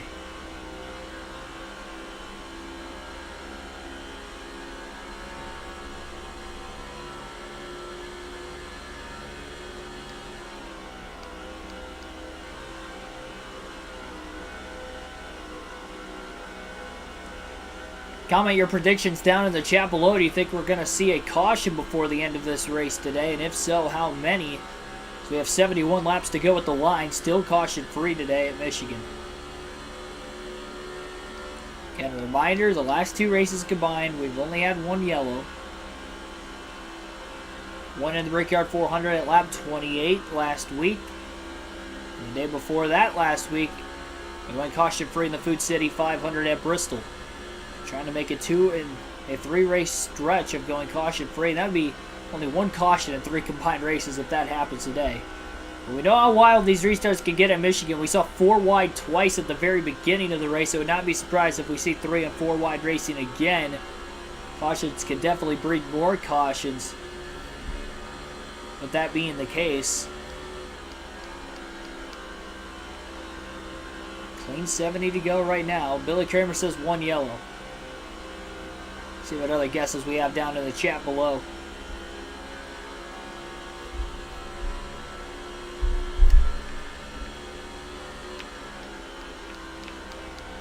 I don't usually like pausing it, but I did not get a trivia question earlier today on the channel, so I'm going to look one up real quick to give you guys once we get through the final round of pit stops. I'll pause it when I get down to the back straight away. I might wait till the following lap. Only because Brian Vickers is just up ahead in the 25. No, I'll do it this lap. I cleared. Biffle easily clears Vickers off of turn 2.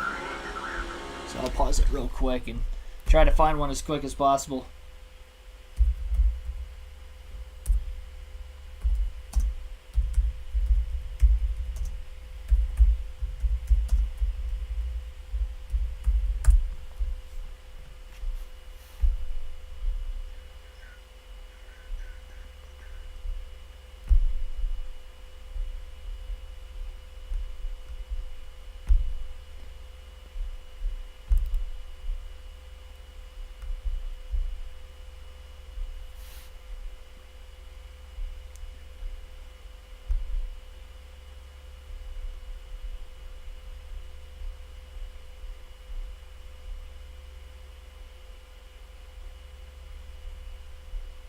That's interesting.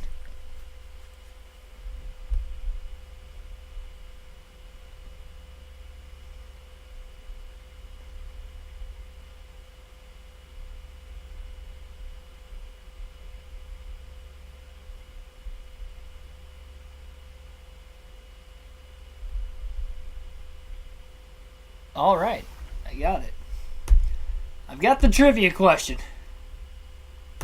Now back to our regularly scheduled programming.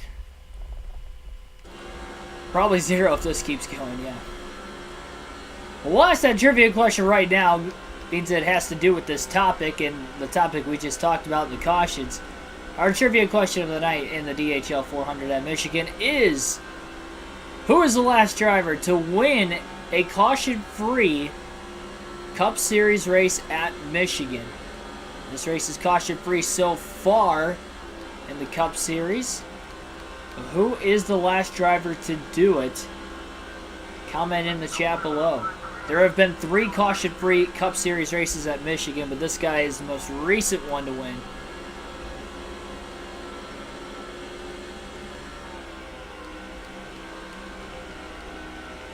I'll give you guys until lap 145 to try and figure that out.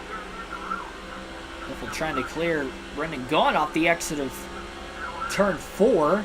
Couldn't do it. Gaughan side drafted him right back. Biffle pulled to the bottom. Now he'll side draft the 77 into turn 1. Not one I can think of. Yeah, I'll give a hint at lap 140 if we can't get it by lap 140, but I'll give the answer at lap 145 if nobody figures it out. Again, try not to cheat down when putting your answers down, but see if any of you guys either know it or can guess. Love the people currently watching. A couple people just tuned in when I was getting that trivia question. Again, tonight's trivia question has to do with Michigan and caution-free races, considering so far we're caution-free with 66 laps to go in this one today. Who is the last driver to win a caution-free Cup Series race at Michigan? There have been 3 in NASCAR history. Name the most recent.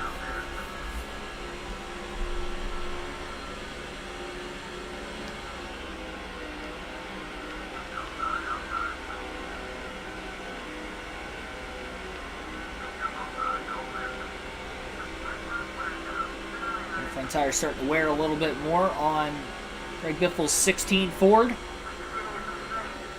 Low past Robbie Gordon on the front stretch.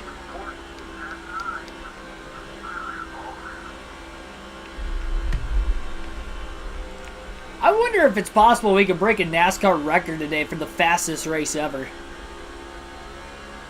What was Talladega's fastest race ever? Wasn't it like 188 miles an hour? Average speed.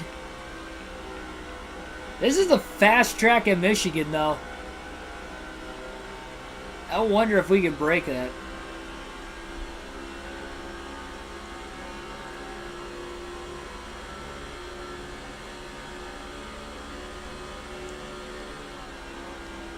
That'd be ridiculous if we set a NASCAR record in this race, though. Like a legitimate NASCAR record in one race. The fastest race ever. Even in a video game, how hard that's got to be.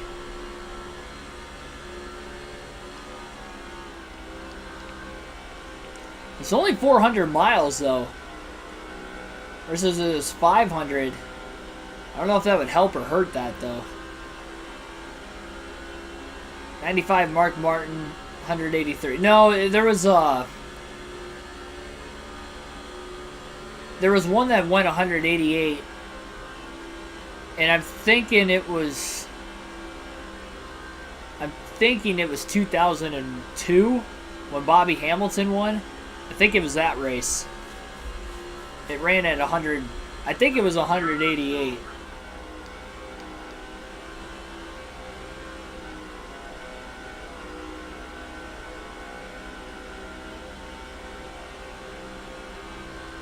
Yeah, that wasn't the trivia question of the night, but appreciate trying to help down in the chat. I knew that was the original record. That was a record at one point, but I think they set it again at Dega in 2002. 188.354.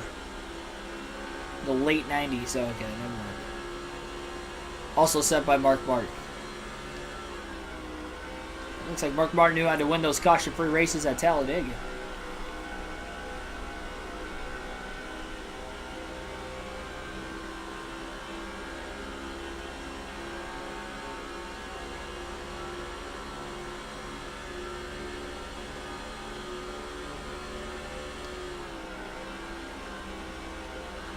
Well, that would have been 98 then, if I'm thinking correctly.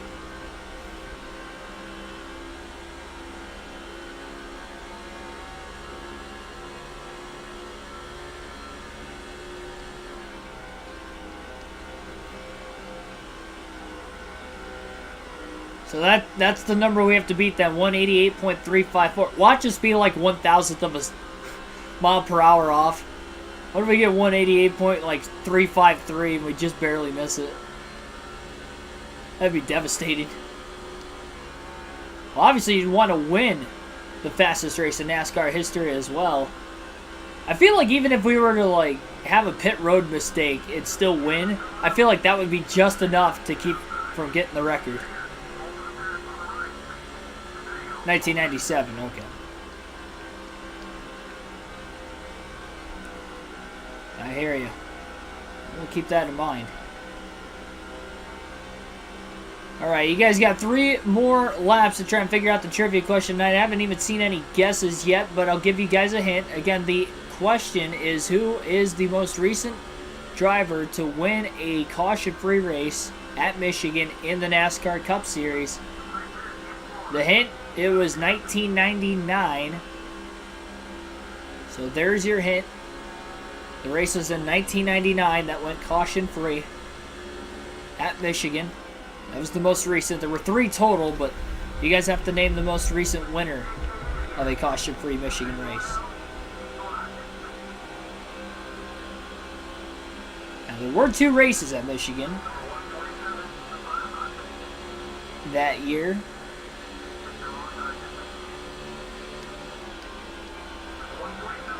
See if you guys know. And 2 more laps. Try and figure that question out. Billy Kramer says Jeff Gordon. Jeff Gordon is not the answer.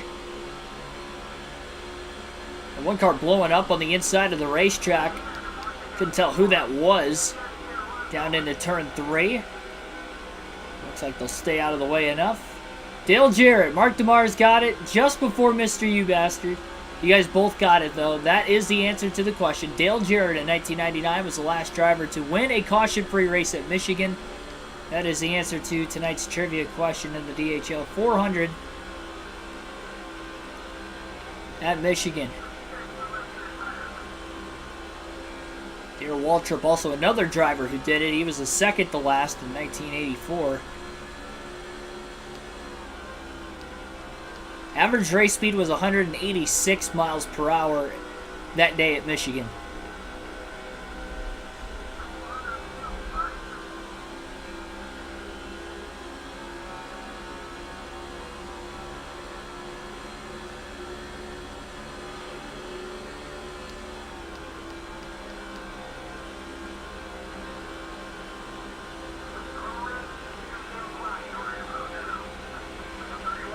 Gordon sliding up a bit wide. Biffle still had room to get around him on the outside. Biffle holds on to about a 3.3 second lead and growing on Jeff Gordon. Coming to lap 146 this time by, as got a few drivers already on pit road making a green flag pit stop. Anybody pitting right now will definitely have to pit one more time before the end of the race.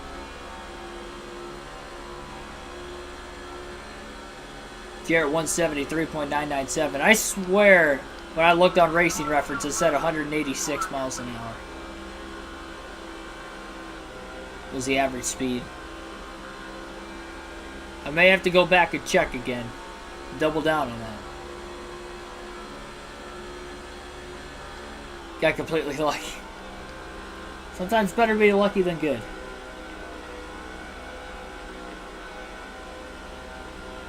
4-second lead now for Biffle. I don't think Jeff Gordon has pit yet. Lap 147 at the line. Biffle has to go 3 more laps to make it another 50-lap run, as this is potentially his final pit stop of the race today.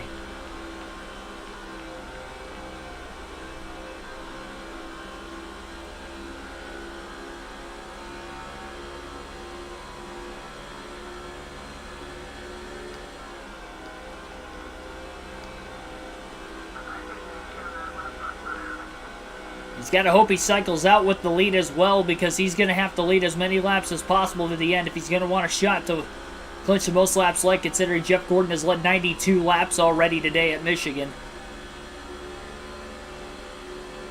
Biffle has the capability of still leading more. He's got to hope that his pit crew can have a pretty fast stop. With this 4-second lead, Gordon, I believe, still out on the racetrack. Biffle is on fumes right now.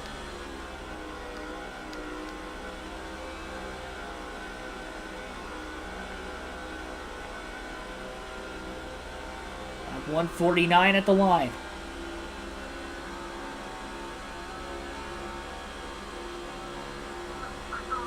Hanging on that white line in the tri-oval, he was doing all he could to try and cut that racetrack down as much as possible. Biffle doesn't want to save any fuel right now and give up a little bit of that lead.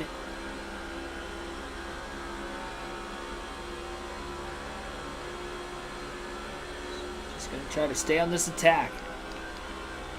Trying to go one more lap.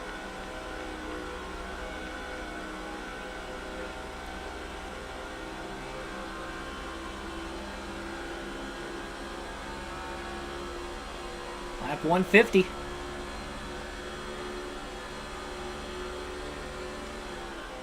So it looks as if he's gonna get there.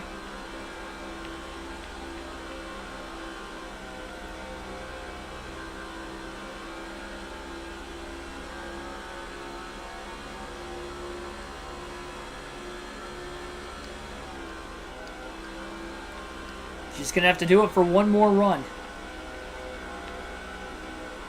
4 tires and fuel for Greg Biffle this time. No adjustments. Can't speed onto the pit lane. He's locking the tires up, and he's going to slow it down in time. No adjustments again. 4 tires and fuel for Greg Biffle.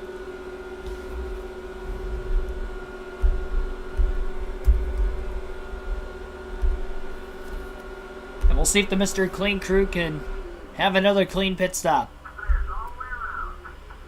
Checking that average race speed, by the way, again on the Dale Jarrett.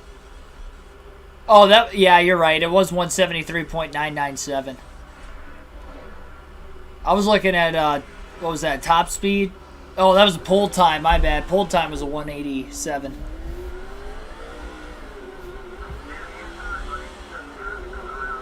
Yeah, so Michael was right with the average speed.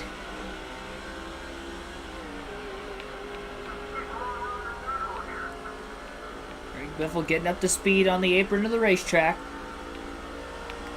Staying out of everybody's way right now.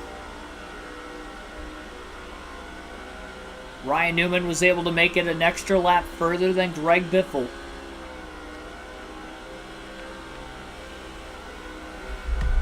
Biffle looking as if he should be able to make it to the end. 49 laps to go. Ryan Newman led that last lap, though. Gordon will not be able to cycle into the lead. It is definitely Greg Biffle. We'll see how big that lead is. Looks like it's about 2.6 seconds over Jeff Gordon. Assuming Gordon is, of course, still in second place. So 2.6 second lead. It's dropped back a little bit considering Biffle was not able to pit as early as Gordon did.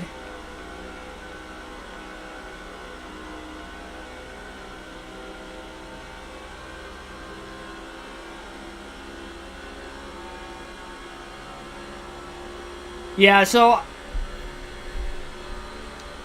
I guess the odds of us breaking the average race speed today for a Talladega race is probably not going to happen.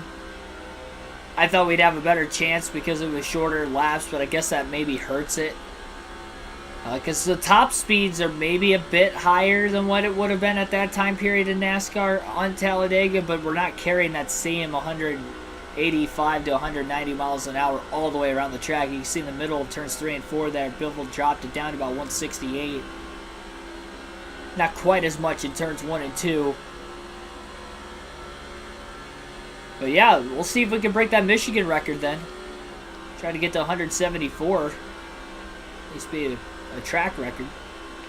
Again, that's if it stays caution-free and if we can obviously get to that race pace. Which if we don't do it, I don't know how Dale Jarrett did it back then.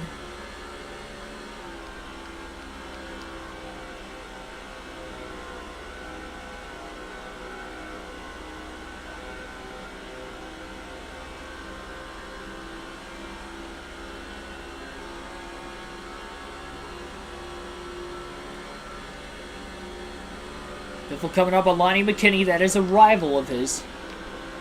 Oh, contact between McKinney and Robbie Gordon. Biffle has to go 3 wide to the outside to get around the 2. Oh, McKinney still underneath him. Biffle overdrives it.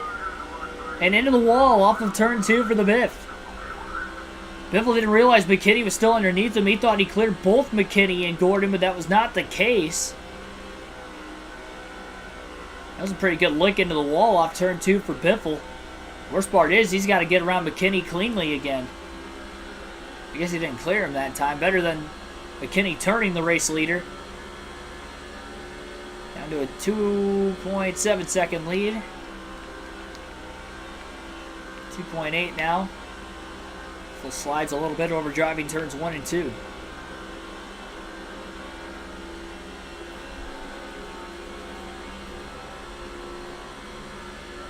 McKinney is not going to make it easy on the race leader.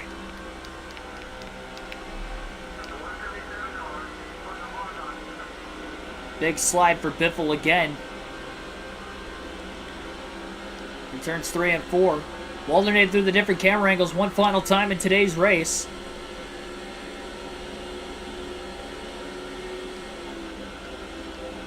Biffle in the trap to McKinney. He's going to be kind of patient behind him right now. It may help him save a little bit of fuel as well.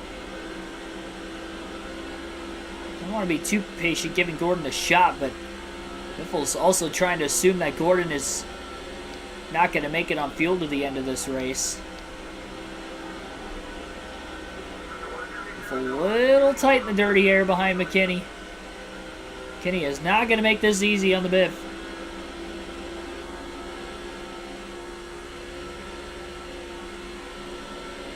Biffle just really does not want to get wrecked this late in the race by him as well. And have to pit knowing that there's still quite a few cars on the lead lap, all things considered. Biffle's car is definitely out of shape in the dirty air, though.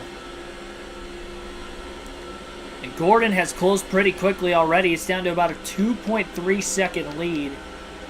So McKinney, although he hasn't made contact with Greg Biffle yet, Biffle got a little out of shape on his outside. Almost had him cleared, not quite. And now he's stuck behind McKinney, and Biffle's a little scared. Really does not want to get wrecked. So he's being extra patient.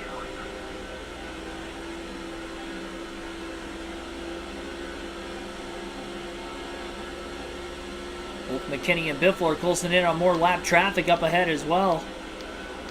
Scott Wimmer in the 22 car will be up next.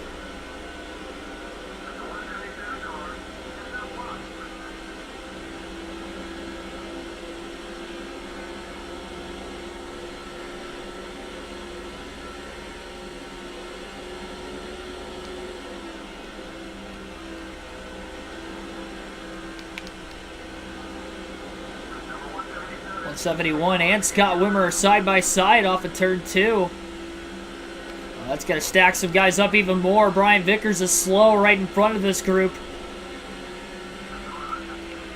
Vickers has some damage on the front of his car. That might have been from dropping the cylinder earlier. Who knows? McKinney down low. Scott Wimmer up high. Biffle in this 2x2 traffic as we ride now on the hood cam. Side by side in front of Biffle and McKinney for that matter. In the 103 and the 45. Gordon still about 2.9 seconds back. I think he lost a half second trying to get around his teammate Brian Vickers. Biffle closing, he's all over the back bumper of McKinney. Cleared the 103 and the 45 off of turn 4.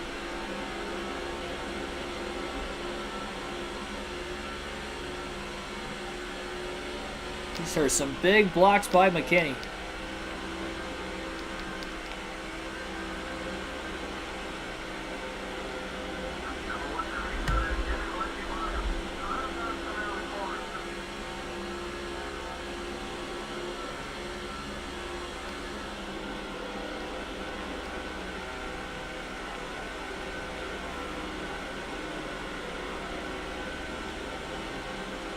Definitely an intense moment of this race with 38 laps to go as Greg Biffle's working on the lap car of Lonnie McKinney, who nearly blocks him into the wall in the middle of the tri-oval.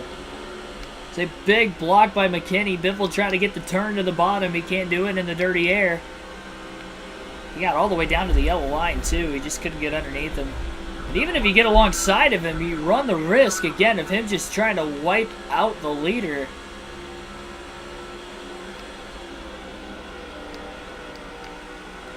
There's no way he's going to stay in front of Gordon his final 38 laps just sitting behind the 177, because 177 is just not that quick. Especially if Gordon does get through Robbie Gordon. Brian Vickers at a decent pace, which he has at times earlier on in the day.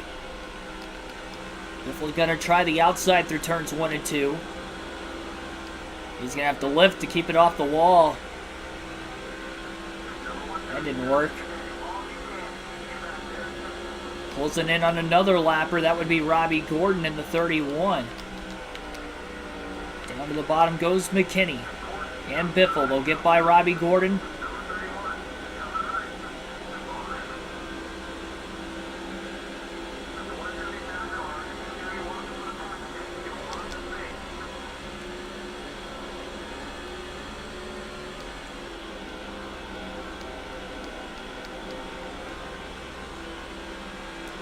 Thirteen people watch right now. Only 10 likes on the stream. Smash the like button. Subscribe for more daily NASCAR content.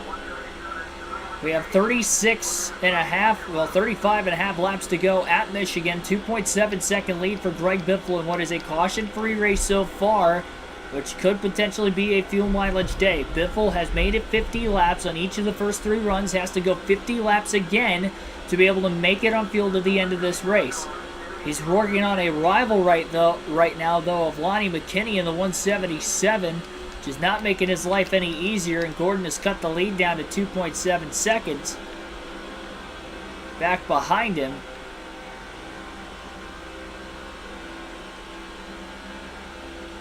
Biffle's down to the apron on the back straightaway, still nothing doing. Into turn 3, he's going to try to get McKinney loose. Oh, he did! Oh, hard crash into the wall. They got hooked. Our first yellow of the race with 35 laps to go at Michigan. That was a hard hit head-on into a concrete non-safer barrier wall for Lonnie McKinney as he got turned off the front bumper of Greg Biffle after McKinney gets loose in turn 3 and Biffle couldn't get out of the way. Problems for the race leader, and he is going to have to pit to repair damage. And he can't pit for fuel or tires due to being involved in the accident. We'll see if anybody else is going to come down. They will stay out. Some will pit, but not everybody. So again, can't take fuel or tires. 4.5 seconds of damage for Greg Biffle in this 16 car.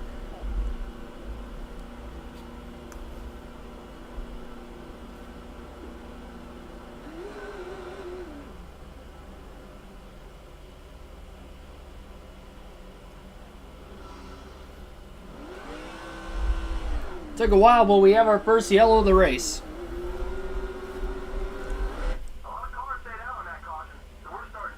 So a mix of cars pitted and a mix of cars stayed out. So some are still trying to risk it. Gordon risking it. He'll restart from the lead. Green flag back in the air. Biffle's only in the 8th place position. That's not bad. But there is a lot of traffic, though, with the lap cars on the inside on the restart. Already 3 wide up ahead into turns 1 and 2 at Michigan. Biffle wants to get back down to the bottom as soon as he can. Hopefully the damage on the right side of his car does not tighten him up anymore. That's not going to help it either. Contact with both lane and the wall. Ryan Newman is the leader after getting around Jeff Gordon on the restart. 3 wide with Biffle on the outside. Trying to hold his lane as best as he can. Bobby Labonte making contact.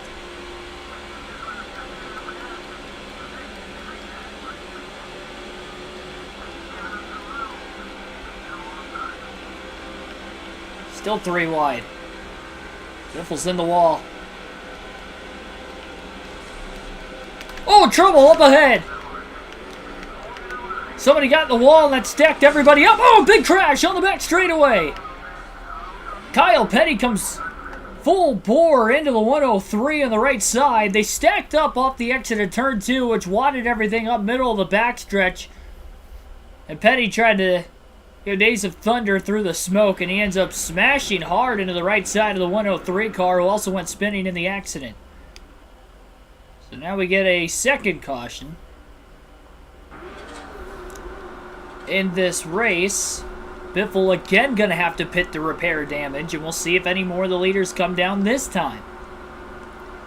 They're saving fuel under the yellow, so 2 cautions in a row late in this race. Cautions starting to breed cautions late at Michigan. And for Greg Biffle, the points leader, being involved in both of them has really torn up the right side of his race car. Imagine leading with 35 to go until catching a lap car that is a rival in front of you. I know some of you guys were saying the share draft works in Michigan. I was using it earlier in the race. I didn't use it there. I was honestly being patient, just kind of staying behind him.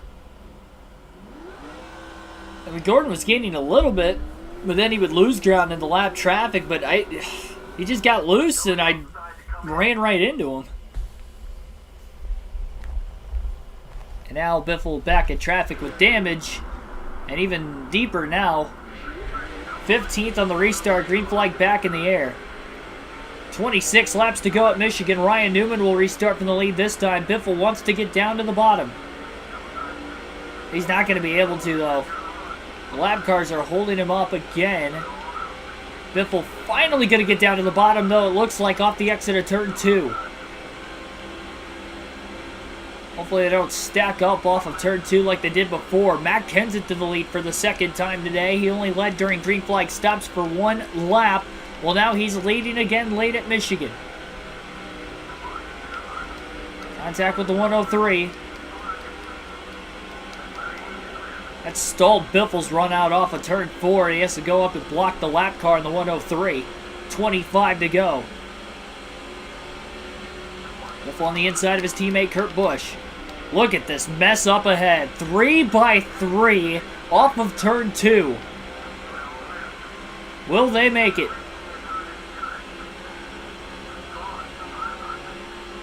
Don't forget that Robbie Gordon and Brian Vickers are still in this race, and they are very slow.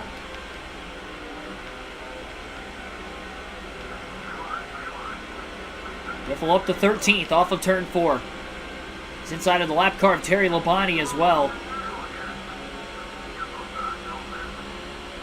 Does he have enough time? We know how hard it has been to pass today. Jeff Gordon back in the lead as he tries to win his second race of the season. 3 wide. Off the exit of turn 2. They made it for now.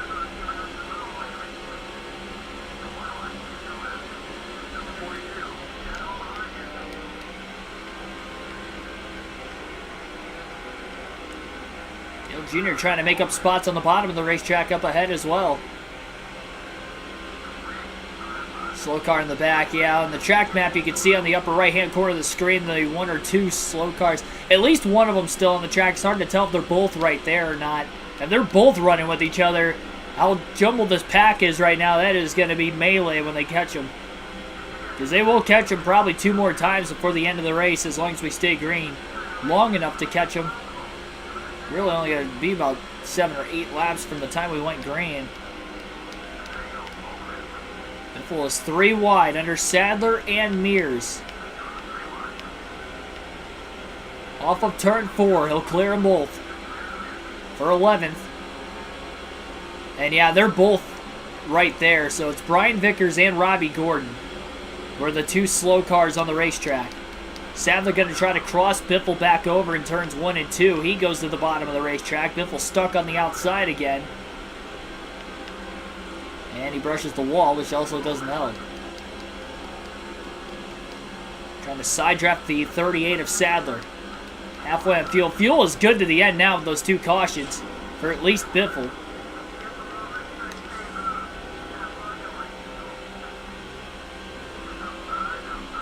Sadler gets around Harvick. Biffle had a pretty good run himself, but he's going to get blocked off by Sadler in the tri-oval. Gonna pass and clear Harvick before getting into turn 1, but Harvick crosses him back over to the bottom. These guys are only a second and a half off the lead. Kenseth is not the fastest car. He actually just passed Gordon that last lap for the lead again. So with the leaders battling, they're not really pulling away, and that's why these guys battling hard for position in the middle of this pack and in the back half of the top 10 or just outside the top 10 are still hanging on interval-wise. Biffle can get underneath Rusty Wallace. He is underneath Waltrip. Mikey is a lap down. No, he's not a lap down. Never mind. He's going to lose a spot to Biffle, who is back inside the top 10.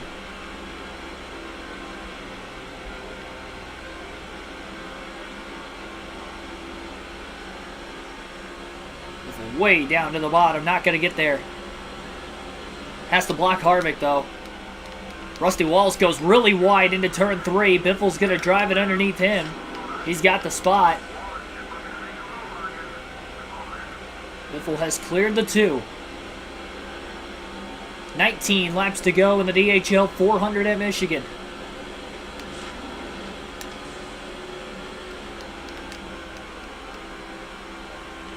Biffle trying to arc the corner off in 1 and 2. The two Dales side by side of Jarrett and Earnhardt. Biffle to the inside of Stewart off of turn 2. He'll side draft him on the back straightaway before diving it off into turn 3.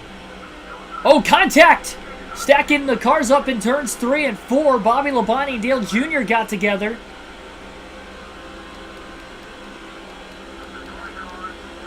Which stacked up Biffle. Oh, my goodness, big blocks again thrown. From one Robert Yates Ford to another. Dale Jarrett on Elliott Sadler even. I don't think they made any contact, but that was an evasive maneuver by both drivers. That stack up allowed Stewart to get back around Biffle in the 16 as well, but barely keeps it off the wall off of turn 2. He got a bit loose.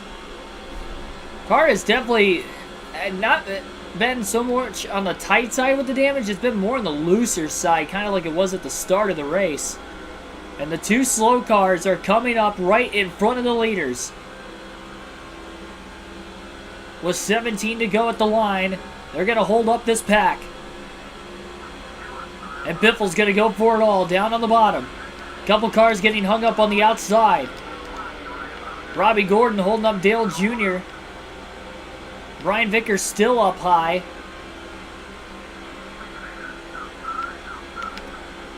Biffle's up to 6. He gained about 3 or 4 spots. Ryan Newman makes the pass on Jeff Gordon and Matt Kenseth for the lead, going from 3rd to 1st this lap.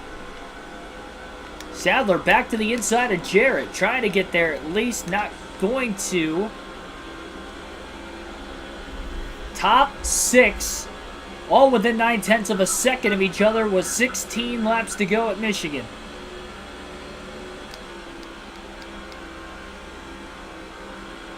Hardest car to pass is going to be the one in the clean air.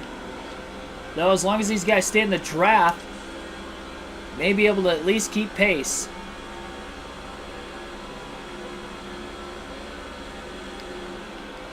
They should catch Vickers and Robbie Gordon one more time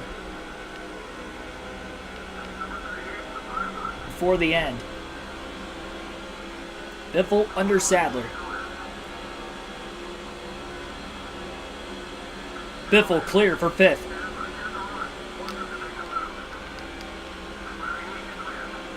Trying to make sure the 38 doesn't get back underneath him again. That did not happen. Can the Rocket Man Ryan Newman win his first race of the year at Michigan? Be the first Penske car to go to victory lane in a points race this year. Rusty Wallace won his shootout race earlier this season. That was a 9-points paying event. Look at Jarrett trying to block Biffle all the way to the apron into the tri-oval. Now Biffle goes wide to keep the 38 of Sadler behind him. Sadler has a run down into turn 1. Biffle hits his marks down onto that yellow line. Sadler couldn't get underneath him. Kenseth to the inside of Jeff Gordon now for 2nd off of turn 2. Biffle trying to create a run. He definitely doesn't have the speed he once did earlier in the race. And he's going to go way up the track and turns 3 and 4, and it's a Robert Yates sandwich. Sadler going to get into the 16, pinching him behind the 88.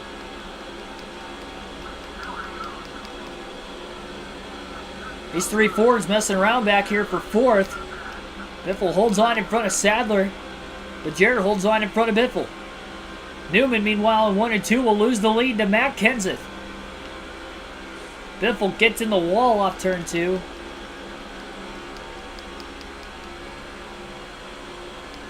Gordon underneath Newman for 2nd as well into turn 3.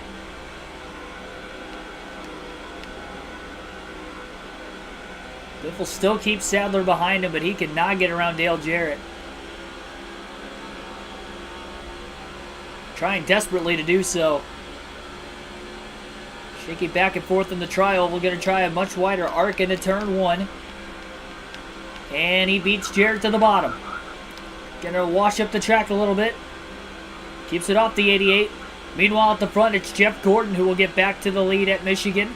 Jarrett trying to side draft Biffle on the back straightaway in the right rear corner panel as they battle for 4th.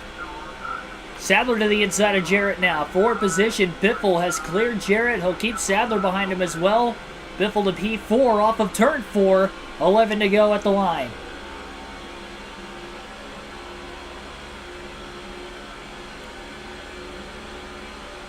I wish they could remaster this in NASCAR Thunder 04 as well.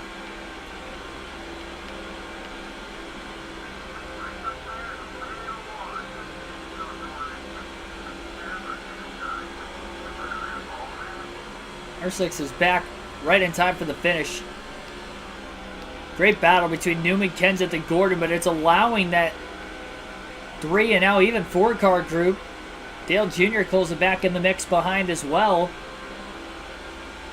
Trying to make sure the points leader, Greg Biffle, doesn't gain or pull away any more points on him. 10 to go. Again, they will catch Robbie Gordon and Brian Vickers one more time. That could decide the finish of this race. Allowed Newman to get to the lead the first time. Newman back in the lead again. Sadler to the inside of Biffle off of turn 2. Biffle's in the wall. He's going to lose that spot to Sadler. Biffle definitely just does not have the speed he did before getting into that accident. While leading, nonetheless, is the sad part.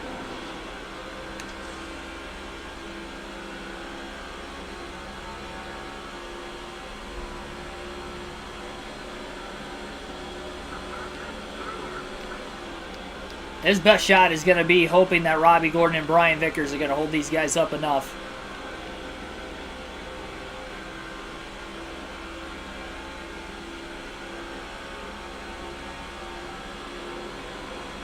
Those 2 lap cars have broken apart a little bit more this time than what they were earlier.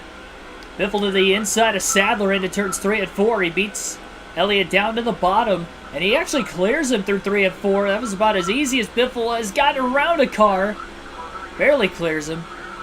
He almost wasn't clear, but he was. Now has to block Sadler back to the bottom. 3 wide for the lead into turn 1. 4 wide. Here comes Biffle to the bottom. He's trying to get underneath Ryan Newman, and I think he's going to get there. No, not quite. He came close. Newman holds on to the lead, but Biffle goes from 5th to 2nd in one corner. And now Vickers is on the outside still. And Newman is going to lose the lead into turn 3. It is Greg Biffle out in front at Michigan. What a turn of events as he goes from 5th to 1st in one lap and now has to hold on for the final 7 with a car that just doesn't have the speed he once had earlier. And the guy who's in 2nd is the one who has led the most laps today, Jeff Gordon. And also started on the pole, might I add. And he's closing quick. That might have been enough for Biffle. It's hard to pass the car in the clean air. But does he have the speed, and can they get enough of a run in the draft? Dale Jr., who was in 7th that last lap, is up to 3rd. Biffle goes wide. He can't hold the bottom of the track. Gordon is right there with 6 to go. And 6 laps at Michigan is a long time. We got 12 miles left in this race. Unless we get a caution. That could end it. Biffle's praying we get a caution right here, right now, if he can hope. He just can't hold the bottom of the racetrack all the way through the corner like he once did. Jeff Gordon is underneath him. Side by side down the back. Into turn 3. There's contact! Oh my goodness. Gordon to the front. That washed Biffle way out of line. Dale Jr.'s up to second. Sadler's on the inside for third with 5 to go at the line.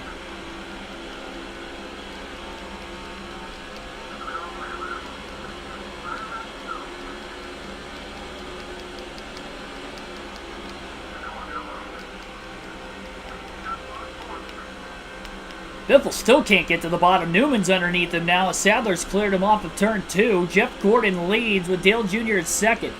Biffle gets a run off the high side to at least get down to the bottom after clearing Newman without losing another position.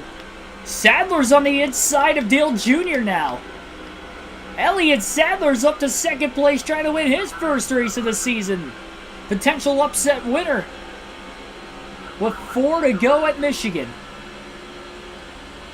Elliott Sadler has not led a lap all day long, and he's up to second late in this one. His teammate Dale Jarrett has kind of lost the fray with those lap cars. Biffle makes a pass for third on Dale Jr. Sadler with a run on the back straightaway.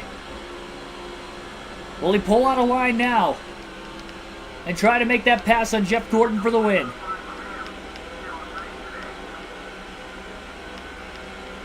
He's going low. And he's got drafting help from Greg Biffle. Gordon led that last lap at the line. Oh, nearly making contact was the 38 to 24. Biffle going to go a bit wide as well. Cutting down to the bottom. Elliott Sadler leads off of turn 2 at Michigan.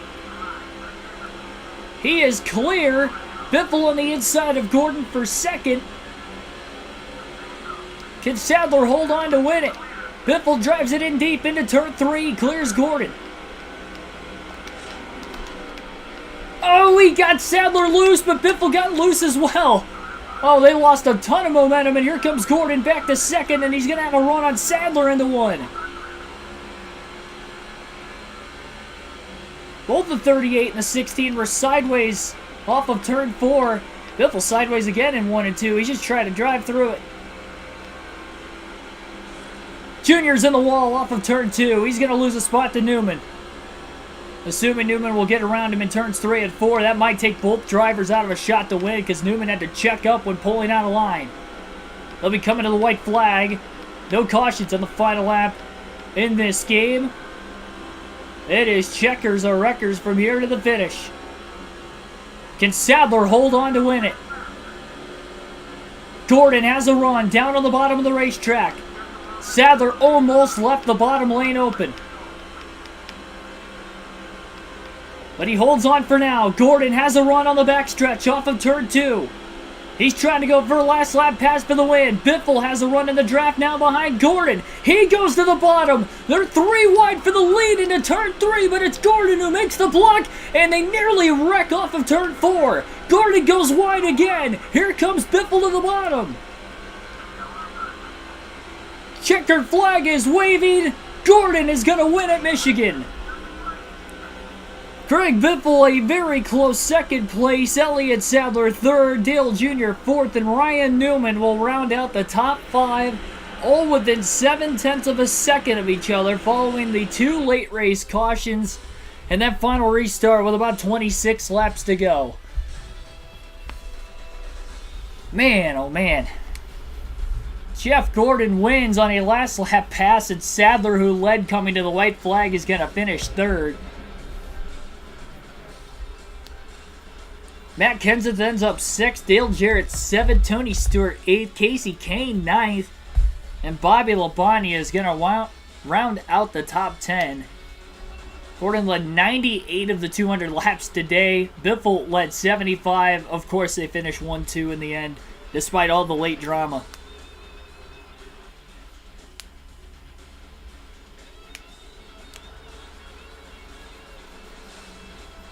Yeah, Gordon went wide, but he stuck it because he still pulled us off of turn 4. I got a little loose, though, too. You guys probably saw my car wiggling all the way down the front stretch.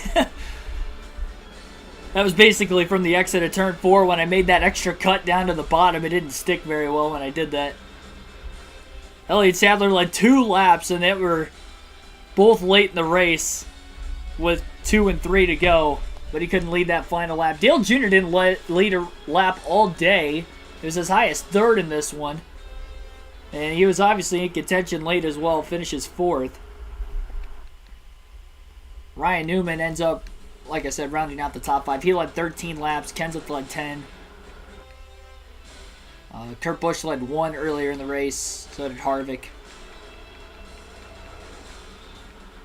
Let's see who all finished on the lead lap. Looks like we had 16 drivers finish on the lead lap today. And now we'll check to see who all DNF'd in this one. We had a couple slow cars on the track, as you saw there at the end. We saw Jimmy Johnson blow an engine. He finishes last. Kennedy ends up finishing in 42nd. Mark Martin blew an engine as well. Walker blew an engine. And then Robbie Gordon and Brian Vickers both finished this race 48 and 53 laps down between the two of them after blowing an engine themselves in the race today, but then coming back out. So only 4 drivers actually DNF'd in this one. 164.99 miles an hour, but we did have 2 cautions. For 6 caution laps. So, and the second one wasn't really my fault. The first one, partial blame, I guess. I did end up turning Lonnie McKinney into the wall, but he got loose right in front of me, and then I hit him, and that's what turned him. And then the second caution, they were already wrecking off of turn 2. Everybody checked up. I ended up on the bottom like 3 or 4 wide down the backstretch, and then I just lost control and just took out 3 or 4 cars with me.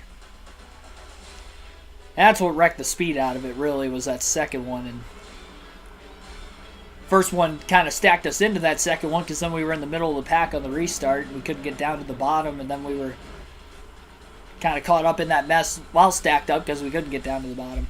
Total race time, though, 2 hours, 25 minutes. Still a pretty quick race today, all things considered.